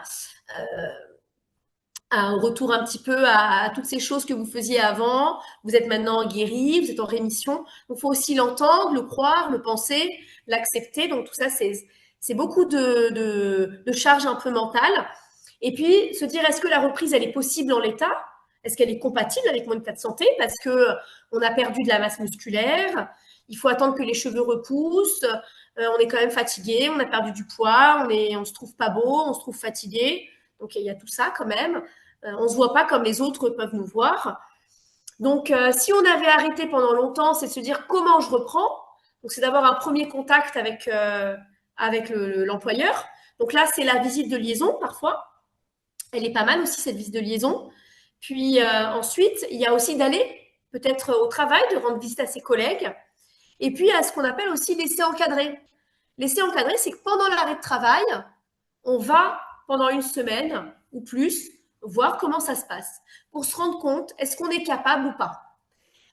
Il y a en fait, il y a aussi de se poser la question sur ses compétences. Donc, parfois, on a plus confiance en soi, on ne sait plus de qu'est-ce qu'on est capable de faire. Donc ça, c'est aussi un travail avec une psychologue. Il faut être accompagné. C'est très important parce que il n'y a pas de raison pour qu'on soit plus capable. Et parfois, on est un peu ralenti avec la chimiothérapie. On a perdu un petit peu. Donc, c'est important de revivre en fait ces moments. Puis ça se trouve, on va se dire, mais non, mais moi, j'ai plus envie de faire ça. Maintenant que j'ai été malade, que j'ai vu que j'aurais pu mourir, moi, j'ai plus envie de faire ça, travailler avec Madame Michou, là. En plus, elle m'a saoulée, là, avec son bureau. Moi, j'ai envie de faire autre chose maintenant. Je vais ouvrir ma propre entreprise. J'ai envie d'ouvrir une petite boulangerie. Tiens, j'ai toujours rêvé de faire de la coiffure. Bah, c'est le moment, je veux faire de la coiffure. Donc, souvent, il y a plein de choses qui vont émerger. Et c'est important aussi d'être accompagné. Et là, bah, le fait d'avoir cette RQTH, bah, c'est super parce qu'on va pouvoir être accompagné dans tout ce qu'on veut faire. Et puis, même si on a poursuivi le travail aussi, il faut voir est-ce que ces aménagements, on les garde les mêmes? Est-ce qu'on les fait évoluer? Mais ce qu'on conseille souvent, c'est de garder encore des aménagements, encore un petit peu, et puis progressivement de reprendre à temps complet. Alors, il faut que tout ça se refasse progressivement. Il ne faut jamais, même si on se sent capable et que c'est compatible avec la santé, il ne faut jamais dire aux gens reprenez tout de suite à temps complet. On sait que c'est un échec parce qu'on ne se rend pas compte de la part psychologique que la maladie a pris en fait. Elle prend une place, souvent qu'on ignore ou qu'on refoule, mais il faut prendre en compte ça, même si c'est pas visible, même si les gens sont très forts. Souvent, ça finit en burn-out. Donc, il faut y aller progressivement, c'est très important. Et puis parfois, on va avoir des choses qui vont évoluer. Et donc là, quand la reprise, elle n'est pas possible, ben, on a beaucoup de choses. Soit on a l'inaptitude, et donc ça, c'est le licenciement pour inaptitude. Et ça, il faut bien réfléchir avant, surtout quand on est en CDI, parce qu'après, après, c'est plus compliqué souvent de trouver un travail. Quand on a été malade, qu'on a 59 ans, c'est plus difficile. Donc, il faut anticiper tout ça avant de se faire licencier. Il faut réfléchir. Ensuite, l'invalidité. Donc, l'invalidité, mais à savoir qu'on ne cotise pas sur l'invalidité. Donc, souvent, il faut essayer de trouver quand même une activité à côté. Il y a plein de petites choses souvent auxquelles on n'y pense pas. Ça va être le parascolaire, les sorties d'école, des choses comme ça, des petites activités annexes qui vont permettre d'avoir un petit peu de sous sur lesquels on va cotiser pour la retraite. Ça peut être, si on est proche de la retraite, de demander des retraites anticipées ou des retraites progressives. Et puis, penser à la reconversion formation. On peut faire des formations ou des reconversions pendant qu'on est toujours en contrat avec l'entreprise. Comment ça se fait? Maintenant, les entreprises doivent avoir des cellules de maintien dans l'emploi. Donc ça, c'est très important. C'est des équipes pluridisciplinaires qui vont vous accompagner pour faire un bilan de compétences et puis rencontrer aussi un conseiller en orientation pour voir est-ce que je peux rester dans l'entreprise et faire autre chose? Et si oui, est-ce qu'il me faut une formation? Ou est-ce qu'en fait, je dois quitter cette entreprise et faire autre chose? Et parfois, l'entreprise peut financer une formation parce que ça lui coûte moins cher de vous garder que de vous licencier. Et parfois, à un certain âge, il vaut mieux rester où on est, faire un truc un peu plus cool, un peu moins physique, et puis aménager les horaires. Et s'il reste 2 ou 3 ans d'activité professionnelle, les garder, parce que souvent, la retraite, c'est sur les 10 dernières années. Voilà, donc tout ça, c'est un peu stratégique. Il faut se poser et réfléchir et penser un petit peu au nombre de semestres que vous avez cotisé. Donc, faire un petit point retraite avec la CARSAT, c'est important, et réfléchir. Parfois, s'il vous reste 1 an avant d'avoir la retraite, bah parfois 1 an, vaut mieux rester que de partir. Donc, il faut vraiment discuter tout ça. Et bien sûr, il faut que ça soit compatible avec l'état de santé. Ça, c'est vraiment aussi très important, hein. Et puis, en aide financière, c'est sûr qu'on va avoir cette allocation avec l'handicapé. On peut avoir accès au chômage parfois, à l'invalidité, donc à la pension d'invalidité. Mais il faut savoir que sur pas mal de choses, on ne cotise pas pour la retraite, donc l'AH et l'invalidité. Alors, je note bien, il faut faire attention. On cumule des semestres pour la retraite, mais on ne cotise pas en termes de sous dessus. Voilà. Alors, voilà un petit peu toutes les possibilités qu'on a. Mais déjà, avant de penser à ces alternatives, il faut reconnaître et accepter qu'on ne peut plus tout faire. Donc ça, c'est accepter son handicap. Accepter, avoir cet RQTH qui va nous aider là. Et puis là, on va soit se reclasser sur un autre poste, soit faire autre chose, soit avoir une invalidité, soit complètement arrêter, soit rechercher un nouvel emploi, soit créer sa propre entreprise. Et là, on peut avoir aussi de l'aide de l'AGFIP, hein, cette association qui est en partenariat avec la MDPH. Et ne pas oublier, bien sûr, vous avez plein d'acteurs médico-sociaux pour vous accompagner. Le médecin du travail, il y a Cap Emploi, hein, parce qu'on a France Travail pour les non-handicapés, mais on a Cap Emploi pour les personnes qui ont une RQTH. On va avoir la CPM, la MSA, la GFIP. On va avoir aussi tous les aménagements possibles. Et puis, il y a pas mal de choses que vous pouvez faire aussi pour vous aider à la reconversion ou pour aller voir est-ce que mon emploi, ça va le faire ou pas. C'est laisser encadrer, rencontrer un conseiller en orientation et faire un bilan de compétences. Je vais juste me permettre de rajouter juste Oui, en termes au niveau de la compétence. Moi, je dis régulièrement au cours de mes ateliers que les patients ont aussi des compétences depuis leur parcours de malade. Hein, il y a des qualités, on a appris à être patient, on a appris à découvrir des termes médicaux, on a appris à connaître son corps, on est allé voir des psychologues, on est allé voir des professionnels de santé, et que tout ça aussi, c'est des qualités que d'autres personnes n'ont pas. Donc, je pense il faut au contraire garder confiance en soi et quand on a un cancer, souvent c'est un chamboulement et il y a plein de patients qui souhaitent changer de travail et c'est une occasion et parfois on est même plus fort qu'avant. Donc, il faut vraiment en avoir conscience. donc voilà, vraiment, le cancer et le travail, ça, c'est quand même assez médiatisé, hein. Il y a beaucoup de choses qui ont été faites sur le cancer du sein, un petit peu moins sur les autres cancers, mais ça vient hein, progressivement.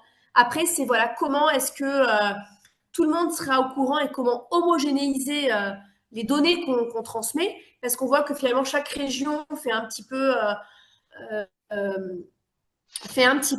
ses propres interventions, que les hôpitaux aussi en interne font des interventions. Donc c'est important au niveau aussi départemental, parfois les interventions. Donc voilà, c'est important d'essayer d'homogénéiser tout ce qu'on fait et de travailler avec le médecin du travail, avec des spécialistes, avec des oncologues, avec l'assistance sociale, avec des patients, des associations de patients, parce que chacun va apporter des informations qui sont essentielles. Donc, globalement, en point clé, hein, c'est anticiper, vraiment, anticiper, pouvoir parler de tout sans tabou, vraiment comprendre que la maladie, c'est une rupture avec l'état antérieur. Le dossier d'RQTH, vraiment, c'est la clé à la suite. Et puis, faire une évaluation par l'assistance sociale. Dès que vous avez quelqu'un qui est en âge d'avoir une activité professionnelle, prendre un rendez-vous, ça ne coûte rien, allez-y. Voilà. On est vraiment dans un monde idéal hein, d'avoir une assistante sociale au moment de la consultation, mais franchement, je pense que c'est quelque chose qui peut lever beaucoup de soucis. Et puis c'est vrai que je pense que lever le tabou sur le terme handicap est quand même très important. On parle du handicap physique et souvent les gens pensent que toutes ces aides-là sont faites pour les gens qui ont des handicaps physiques. Mais je vous parlais tout à l'heure de la fatigue et des troubles cognitifs. Hein. Nous, on a un programme qui s'appelle Oncogite qui permet aussi aux patients de retravailler sur leur fatigabilité intellectuelle et leur brouillard intellectuel. Mais tout ça, ce sont des handicaps qui mettent les gens vraiment en difficulté. Donc, le terme anticiper, je pense que vraiment c'est ce qu'il faut retenir. Aider les gens à instruire leurs demandes parce que ça fait tellement peur que vraiment, si on peut les aider, c'est encore mieux. Et puis, euh, et puis voir une assistante sociale ou en tout cas voir quelqu'un qui peut vous aider. Alors moi à la Ligue, mais aussi, comme on disait tout à l'heure, il y a la CARSAT, il y a les collègues de secteur, il y a les collègues dans les hôpitaux, il y a plein de personnes qui peuvent aider les patients, mais en tout cas, voilà, rendre accessibles les choses. On parle de handicap, mais en fin de compte, parfois c'est nos administrations qui sont handicapantes, donc facilitons les choses. Voilà. Voilà, je rajoute comme ça les points clés qui Je posent avec. vois. Donc, on vous remercie pour votre attention, puis on va laisser la place à toutes les questions. On a pris un petit peu de retard, on s'en excuse. Alors, j'arrête le partage pour qu'on puisse tous voir. Alors, soit vous souhaitez intervenir, prendre la parole, soit vous préférez mettre un petit mot dans le chat, mais on aime bien, si vous voulez prendre la parole, on aime bien vous entendre. Alors, le chat. Pas mal de trucs dans le chat. Alors, j'ai compris. Donc, alors, les différences entre RQTH, cas d'invalidité, MDPH, on a répondu, je pense. Est-ce que c'était bon pour la réponse donc, la MDPH est l'organisme auquel il est possible de déposer la demande pour éligibilité à une RQTH et une carte d'invalidité. Ouais. Que veut dire MDA? Donc, ça, on a répondu. Est-ce que l'attestation d'invalidité, c'est la même chose que la carte d'invalidité? Attestation, qu'est-ce que vous entendez par attestation? Moi, j'ai une attestation qui date de 2019. Il est marqué attestation d'invalidité, mais c'est un grand papier avec mon taux d'invalidité, mais j'ai pas de carte. Mais l'entête, c'est quoi? C'est MDPH? Service de retraite de l'éducation nationale. Ah, alors là, c'est Vous des êtes dans la grosses questions. fonction Je te publique. laisse, Anastasia, là. Ouais. Vous êtes dans la fonction publique, donc c'est un peu différent en fait. La fonction publique. Là, vous êtes à la retraite ou vous êtes toujours Eh bien, je n'arrive pas à savoir, je ne travaille plus, mais j'ai un titre de pension qui s'appelle certificat d'inscription pension de retraite au titre de l'invalidité. Donc, donc, C'est pas globalement, la carte, ça je ne c'est sais sûr. pas si je suis en retraite ou en invalidité en fait, mais je travaille. alors, oui. Donc en fait, dans la fonction publique, il n'y a pas d'invalidité. Ah, Ça n'existe pas à proprement parler. Donc en fait, on vous met en retraite pour invalidité. Donc en oui. fait, c'est-à-dire qu'à un moment donné, vous ne pouvez plus exercer votre poste. Et je ne sais pas si à un moment donné, vous avez une évaluation pour voir si vous pouviez faire autre chose dans la fonction publique, parce qu'en général, on peut changer très facilement de poste en fait dans la fonction publique. Donc ça, c'est ce qui est assez utile, mais en fonction de la maladie du coup que vous aviez. Si ils n'ont pas vu la possibilité de vous reclasser et qu'ils ont considéré que du coup vous ne pouvez plus travailler, on vous met en retraite pour invalidité. Donc là, vous êtes à la retraite de la fonction publique Même si du j'ai fait pas. de vos problèmes de santé. D'accord. Voilà. Ok, merci beaucoup. Et donc, ce qui fait, c'est qu'à un moment donné, si vous souhaitez reprendre un travail, eh bien, là, vous devez soit recandidater à la fonction publique, parfois, en fait, après de ce qu'ils vous ont dit. Sinon, après, vous pouvez être salarié ailleurs. Non, mais j'approche des 60 ans et j'ai plus envie maintenant. Et après, dans la fonction publique, vous avez pas mal de choses. Après, il y a différentes choses hein, que vous pouvez demander. Hein. Mais en général, Alors, ils respectent les salaires. Je pense que vous gardez un salaire correct. dans les Mais fonctions publiques, vous avez quand même un avantage énorme, c'est que vous avez des assistantes sociales du personnel, donc n'hésitez pas à les solliciter, elles sont vraiment là pour vous aider. Parfois, ils sont pas très accessibles, hein, Carole. Hein.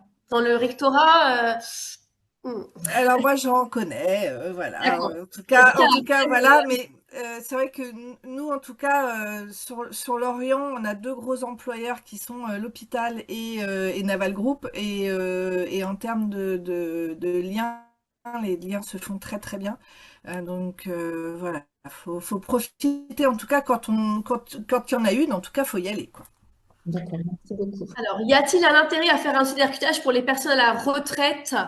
Eh bien, Non, non, non, non.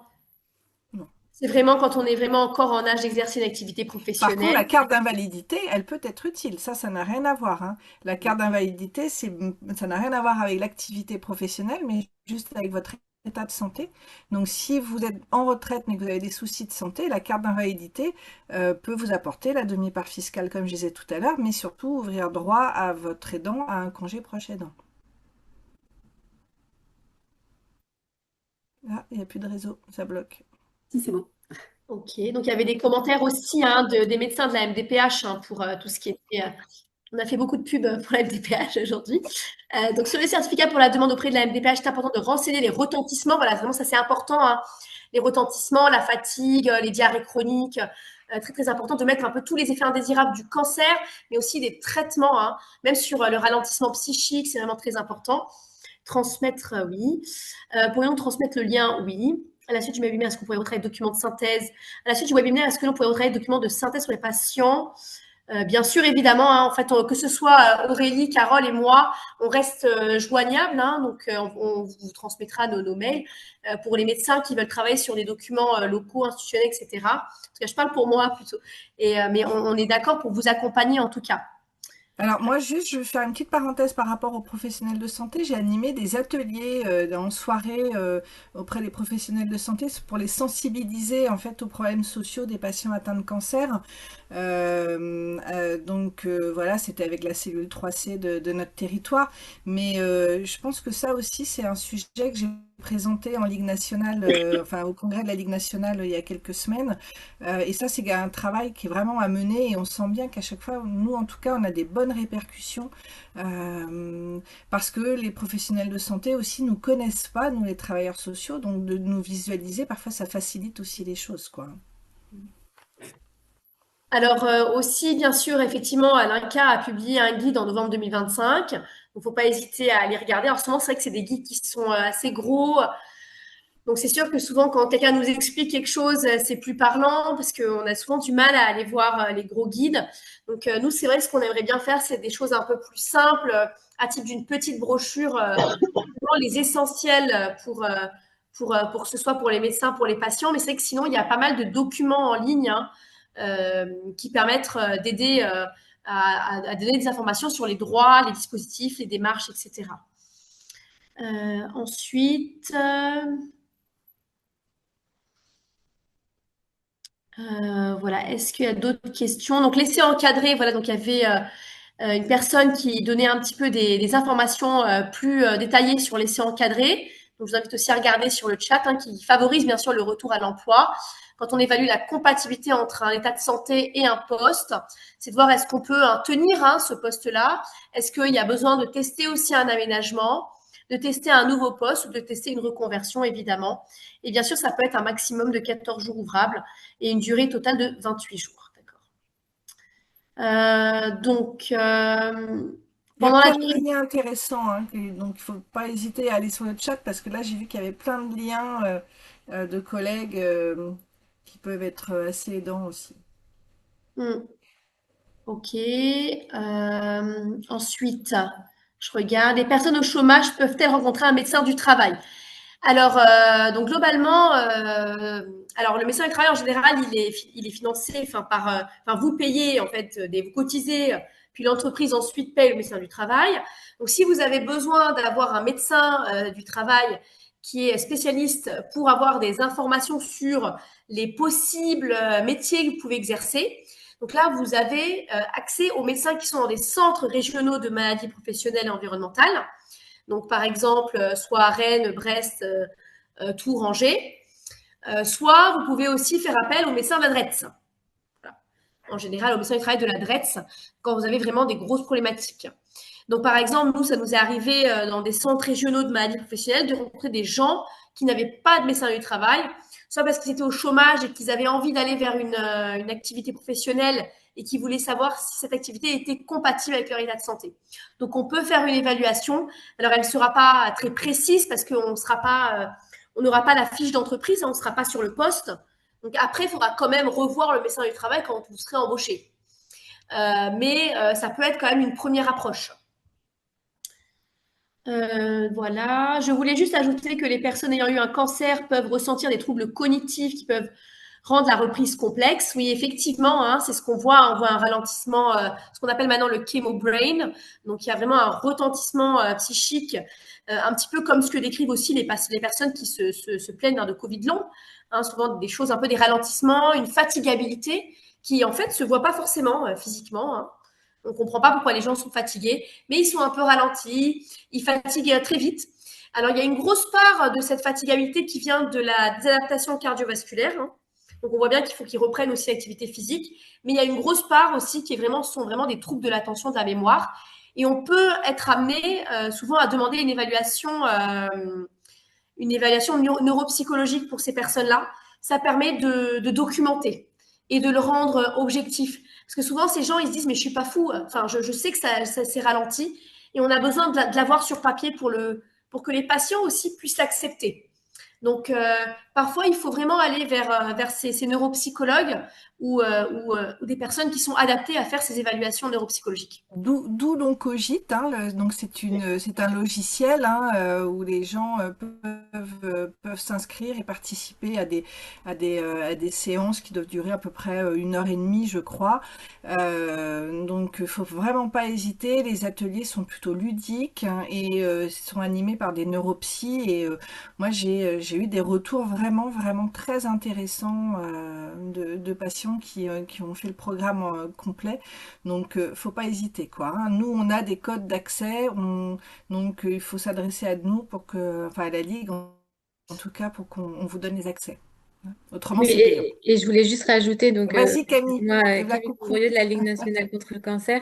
En fait, pour bénéficier de ce parcours d'accompagnement de remédiation cognitive, il n'y a pas besoin de prouver que on a un trouble cognitif. Le simple fait de les ressentir, voilà, oui, de les vivre fait que vous avez tout à fait la possibilité de vous inscrire sur cette plateforme. La seule condition, c'est d'avoir ou d'avoir eu un cancer. Mais en tout cas, il n'y a pas besoin d'avoir un examen, un compte-rendu d'examen d'un neuropsy ou voilà, la simple plainte cognitive suffit. Le simple ressenti de ces troubles suffit parce que selon nos informations, près de un patient sur deux subit des troubles cognitifs. Et en plus, le parcours est assez conséquent puisque il dure sur 5 à 6 mois si les personnes souhaitent avoir un vrai impact, bénéficier des bienfaits de ce parcours. Donc, voilà, c'est un parcours qui nécessite du temps. Comme le disait Carole, c'est des ateliers d'1 h 30 par semaine, donc sur 5 à 6 mois. Donc, c'est seulement les personnes qui vraiment ressentent ces troubles qui viennent perturber tout leur quotidien qui vont vraiment suivre ce parcours de manière sérieuse. Donc, et voilà, je vais juste préciser qu'il n'y a pas besoin d'avoir des Ouais. comptes rendus Moi, médicaux en amont. j'avais Oui, merci. proposé ce dispositif-là à une patiente qui était chercheur en biologie moléculaire, donc quelqu'un qui avait quand même une tête bien construite et qui me disait que elle avait tellement d'oubli, tellement de troubles qu'elle ne se sentait pas capable de retravailler. Et c'est elle qui avait utilisé l'intégralité du programme. Et au vu des résultats, c'est à ce moment-là que nous, en tout cas à Lorient, on a commencé à vraiment croire en ce projet en se disant que ça valait vraiment le coup parce qu'on avait eu un retour concret. Et vraiment, les retours sont plutôt très bons. Voilà. Bah, merci beaucoup en tout cas d'avoir précisé ça, parce qu'effectivement, hein, on n'a pas besoin d'examen complémentaire hein, pour que les plaintes soient prises. Hein. Il ne faut pas du tout. Enfin, parfois même les examens peuvent être tout à fait normaux et ça n'empêche pas que quelqu'un puisse ressentir des plaintes et que nous on est là pour accompagner hein, le retentissement surtout que vont avoir ces plaintes. C'est comme la fatigue, hein, la fatigue ça se mesure pas et puis il faut quand même la prendre en compte. Alors, est-il possible de demander une RQTH quand on est en retraite avec une poursuite d'activité? Alors, c'est vrai qu'il y a beaucoup de retraités qui poursuivent. Alors, ça dépend aussi de l'âge. Parfois, là, peut-être, est-ce qu'on pose la question, si on a, par exemple, 58 ans, qu'on est retraité de la fonction publique, mais qu'on continue une activité salariée ailleurs, bah, qu'on peut avoir un jour besoin, parce qu'on n'est pas encore à 74 ans, ou maintenant on peut continuer à travailler. Ça peut, dans certains cas, valoir la peine. Après, voir avec Carole ce qu'elle en pense. Mais si un jour il y a besoin d'aménagement ou d'autres choses, je ne sais pas ce que tu en penses. Tout dépend de Moi, l'activité. j'ai jamais eu ce cas de figure, donc j'avoue que j'ai pas réfléchi. Tu me prends de court là. Moi, j'ai déjà poussé un patient qui avait 59 ans à demander une RQTH parce qu'il voulait continuer une activité à mi-temps. Voilà. Mais après, ça se discute en fonction du type d'activité ou de l'autre. Et puis surtout de l'âge de la retraite qui est prévu s'il y a une activité salariale pour une retraite Ouais. complémentaire et est-ce que la retraite qu'on a déjà suffit. Voilà. Les personnes au chômage, ça j'avais déjà répondu. Qu'en est-il pour les personnes indépendantes à leur compte? Les personnes qui sont indépendantes, qui sont à leur compte, ils n'ont pas de médecin du travail. Donc en général, eux, ils peuvent se tourner vers la DRETS quand ils ont vraiment des soucis. Ils peuvent quand même demander une RQTH parce que souvent, ça peut les aider, par exemple, quand ils ont des entreprises et qui vont avoir besoin, par exemple, d'une aide pour garder l'entreprise. Et ils peuvent demander des aides, soit de ressources, soit même financières parfois. Donc, ça peut être le cas dans certains cas. Donc ça, c'est important, surtout que pour les personnes indépendantes, eh bien, les indemnités journalières, c'est pas grand-chose. Et le temps partiel thérapeutique n'est parfois pas du tout intéressant parce que l'IJ que va verser la CPM, elle est basée sur ce qu'on cotise à l'URSSAF. Et souvent, c'est pas grand-chose. Et donc, c'est pas du tout intéressant pour eux parfois. Donc, il faut qu'ils aient la RQTH parce qu'on peut demander d'autres choses comme type d'aide. Et parfois, le mieux, c'est qu'ils aient une prévoyance, surtout. S'ils n'ont pas de prévoyance, pour les indépendants, ça peut être des grosses difficultés financières parfois, la maladie. Donc, c'est pour ça que ils peuvent demander de l'aide assez précocement. Enfin, c'est conseillé. Il existe une association qui s'appelle CARE 13 qui accompagne les professions indépendantes, d'accord. C'est payant, CARE 13, ou c'est gratuit? C'est une association, donc je pense que ça doit être gratuit, mais je ne connaissais pas. Mais merci beaucoup de transmettre. Ok, Oui, c'est gratuit. d'accord, ok. Ils sont vraiment spécialisés dans l'accompagnement de ce public, donc voilà, c'est vraiment l'association de référence vers laquelle Ah, nous, la Ligue, super. on oriente les personnes D'accord. professions indépendantes aux professions libérales. Des fois, les assistances sociales de la CARSAT acceptent aussi d'en voir des indépendants. Elles ont déjà accepté plusieurs fois quand on leur a envoyé des personnes. Ok. La CARSAT, c'est aussi pour l'éducation nationale. Non. En fait, globalement, l'éducation nationale, tout dépend si vous êtes fonctionnaire ou si vous êtes contractuel. Et en fait, quand vous êtes dans l'éducation nationale, vous dépendez du rectorat. Et donc, en fait, normalement, il y a beaucoup de choses qui se font par les ressources humaines, par vos supérieurs hiérarchiques.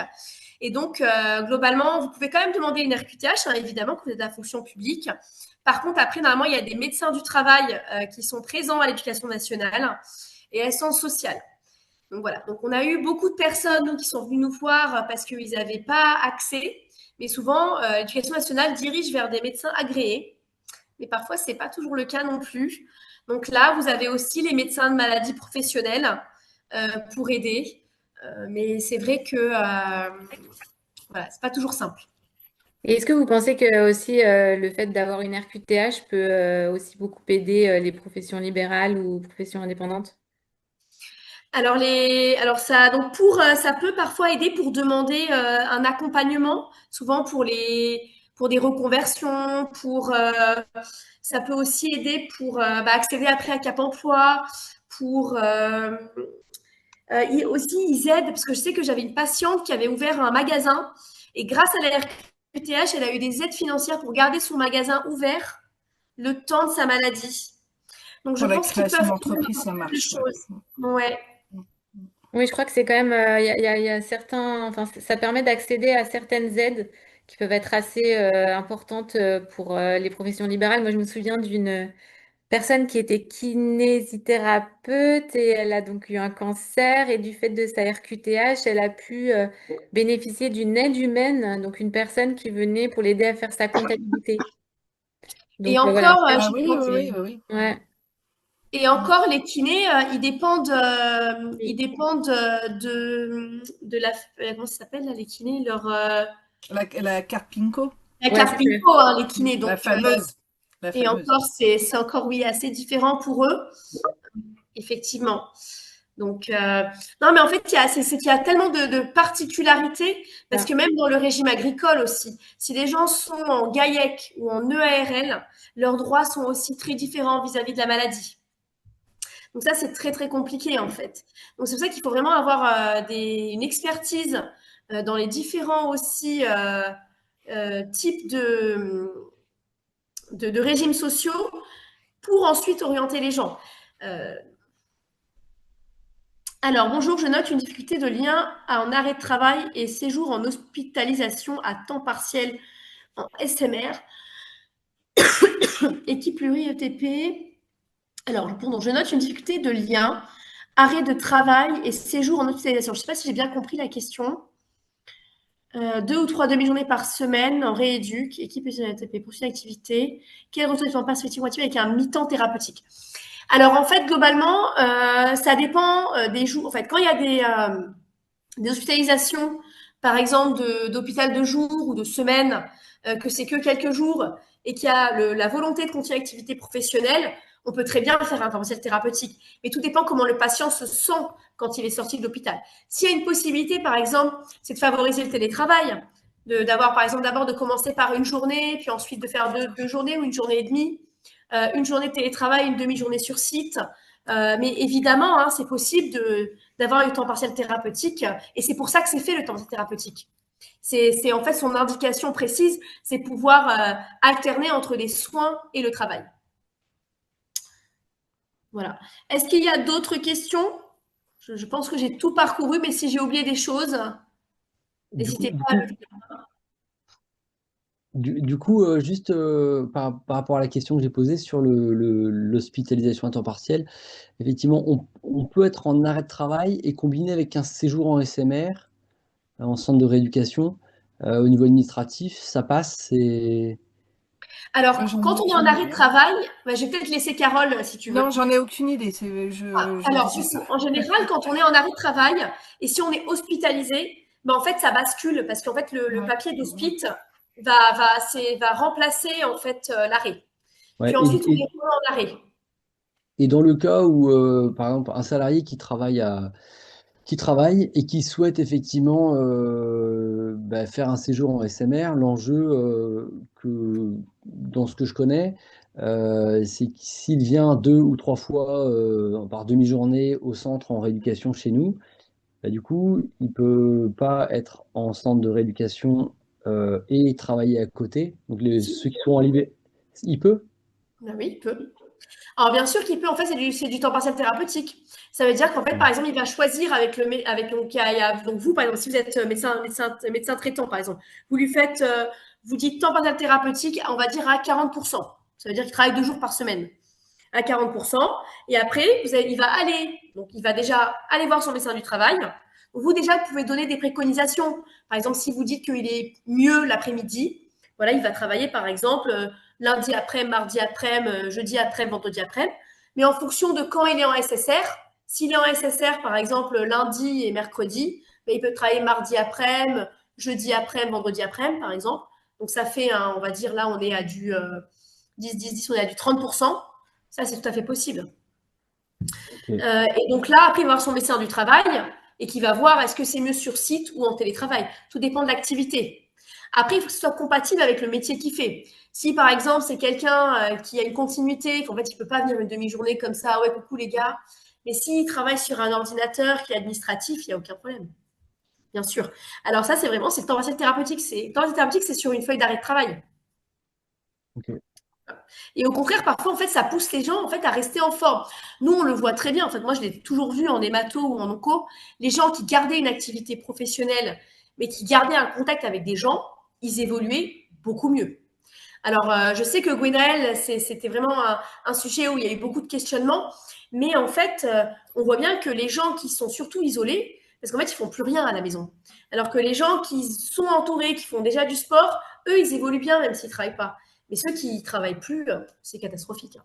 Je voulais juste redire quelque chose qui fait partie aussi des légendes, alors peut-être des entreprises, en tout cas moi je l'ai vécu comme ça. J'ai dans mon équipe une personne qui avait suivi le même parcours que moi 1 an avant et qui avait bénéficié d'un temps partiel thérapeutique. Et au bout d'1 an de temps partiel thérapeutique, l'entreprise s'est empressée de lui dire mais tu es arrivé au bout d'1 an, donc il faut que tu arrêtes le temps partiel thérapeutique. Et en fait, elle a bénéficié d'une prolongation, mais minime, 1 mois et demi ou 2. Quand ça m'est arrivé, et que j'ai eu les prolongations de temps partiel thérapeutique pour arriver jusqu'à 3 ans, je pensais pas que c'était possible. Et en fait, bah si, c'est possible. Mais ce que je veux dire aussi, c'est que certaines entreprises, pensant peut-être bien faire, pensent vraiment que ce n'est valable qu'1 an. Et ils vont aller influer leurs collaborateurs dans ce sens-là, ce qui est dommage, parce que en ce qui me concerne, moi, ça m'a vraiment sauvé la mise. Ça m'a permis de continuer à travailler sur le long terme, à prendre soin de moi après, parce qu'effectivement, il y a les traitements chimio, radiothérapie, etc., thérapie ciblée, mais tout ça, il vous faut du temps. C'est pas parce que ça s'arrête que hop, on est de nouveau en forme. Et je le mesure avec le temps, la fatigabilité, elle est effectivement là au quotidien. Donc peut-être dans les futurs documents à remettre aux patients, le temps partiel thérapeutique d'1 an, c'est une légende. Oui, oui. Ah oui, oui, ça peut aller jusqu'à 3 et plus, même 4 ans, hein.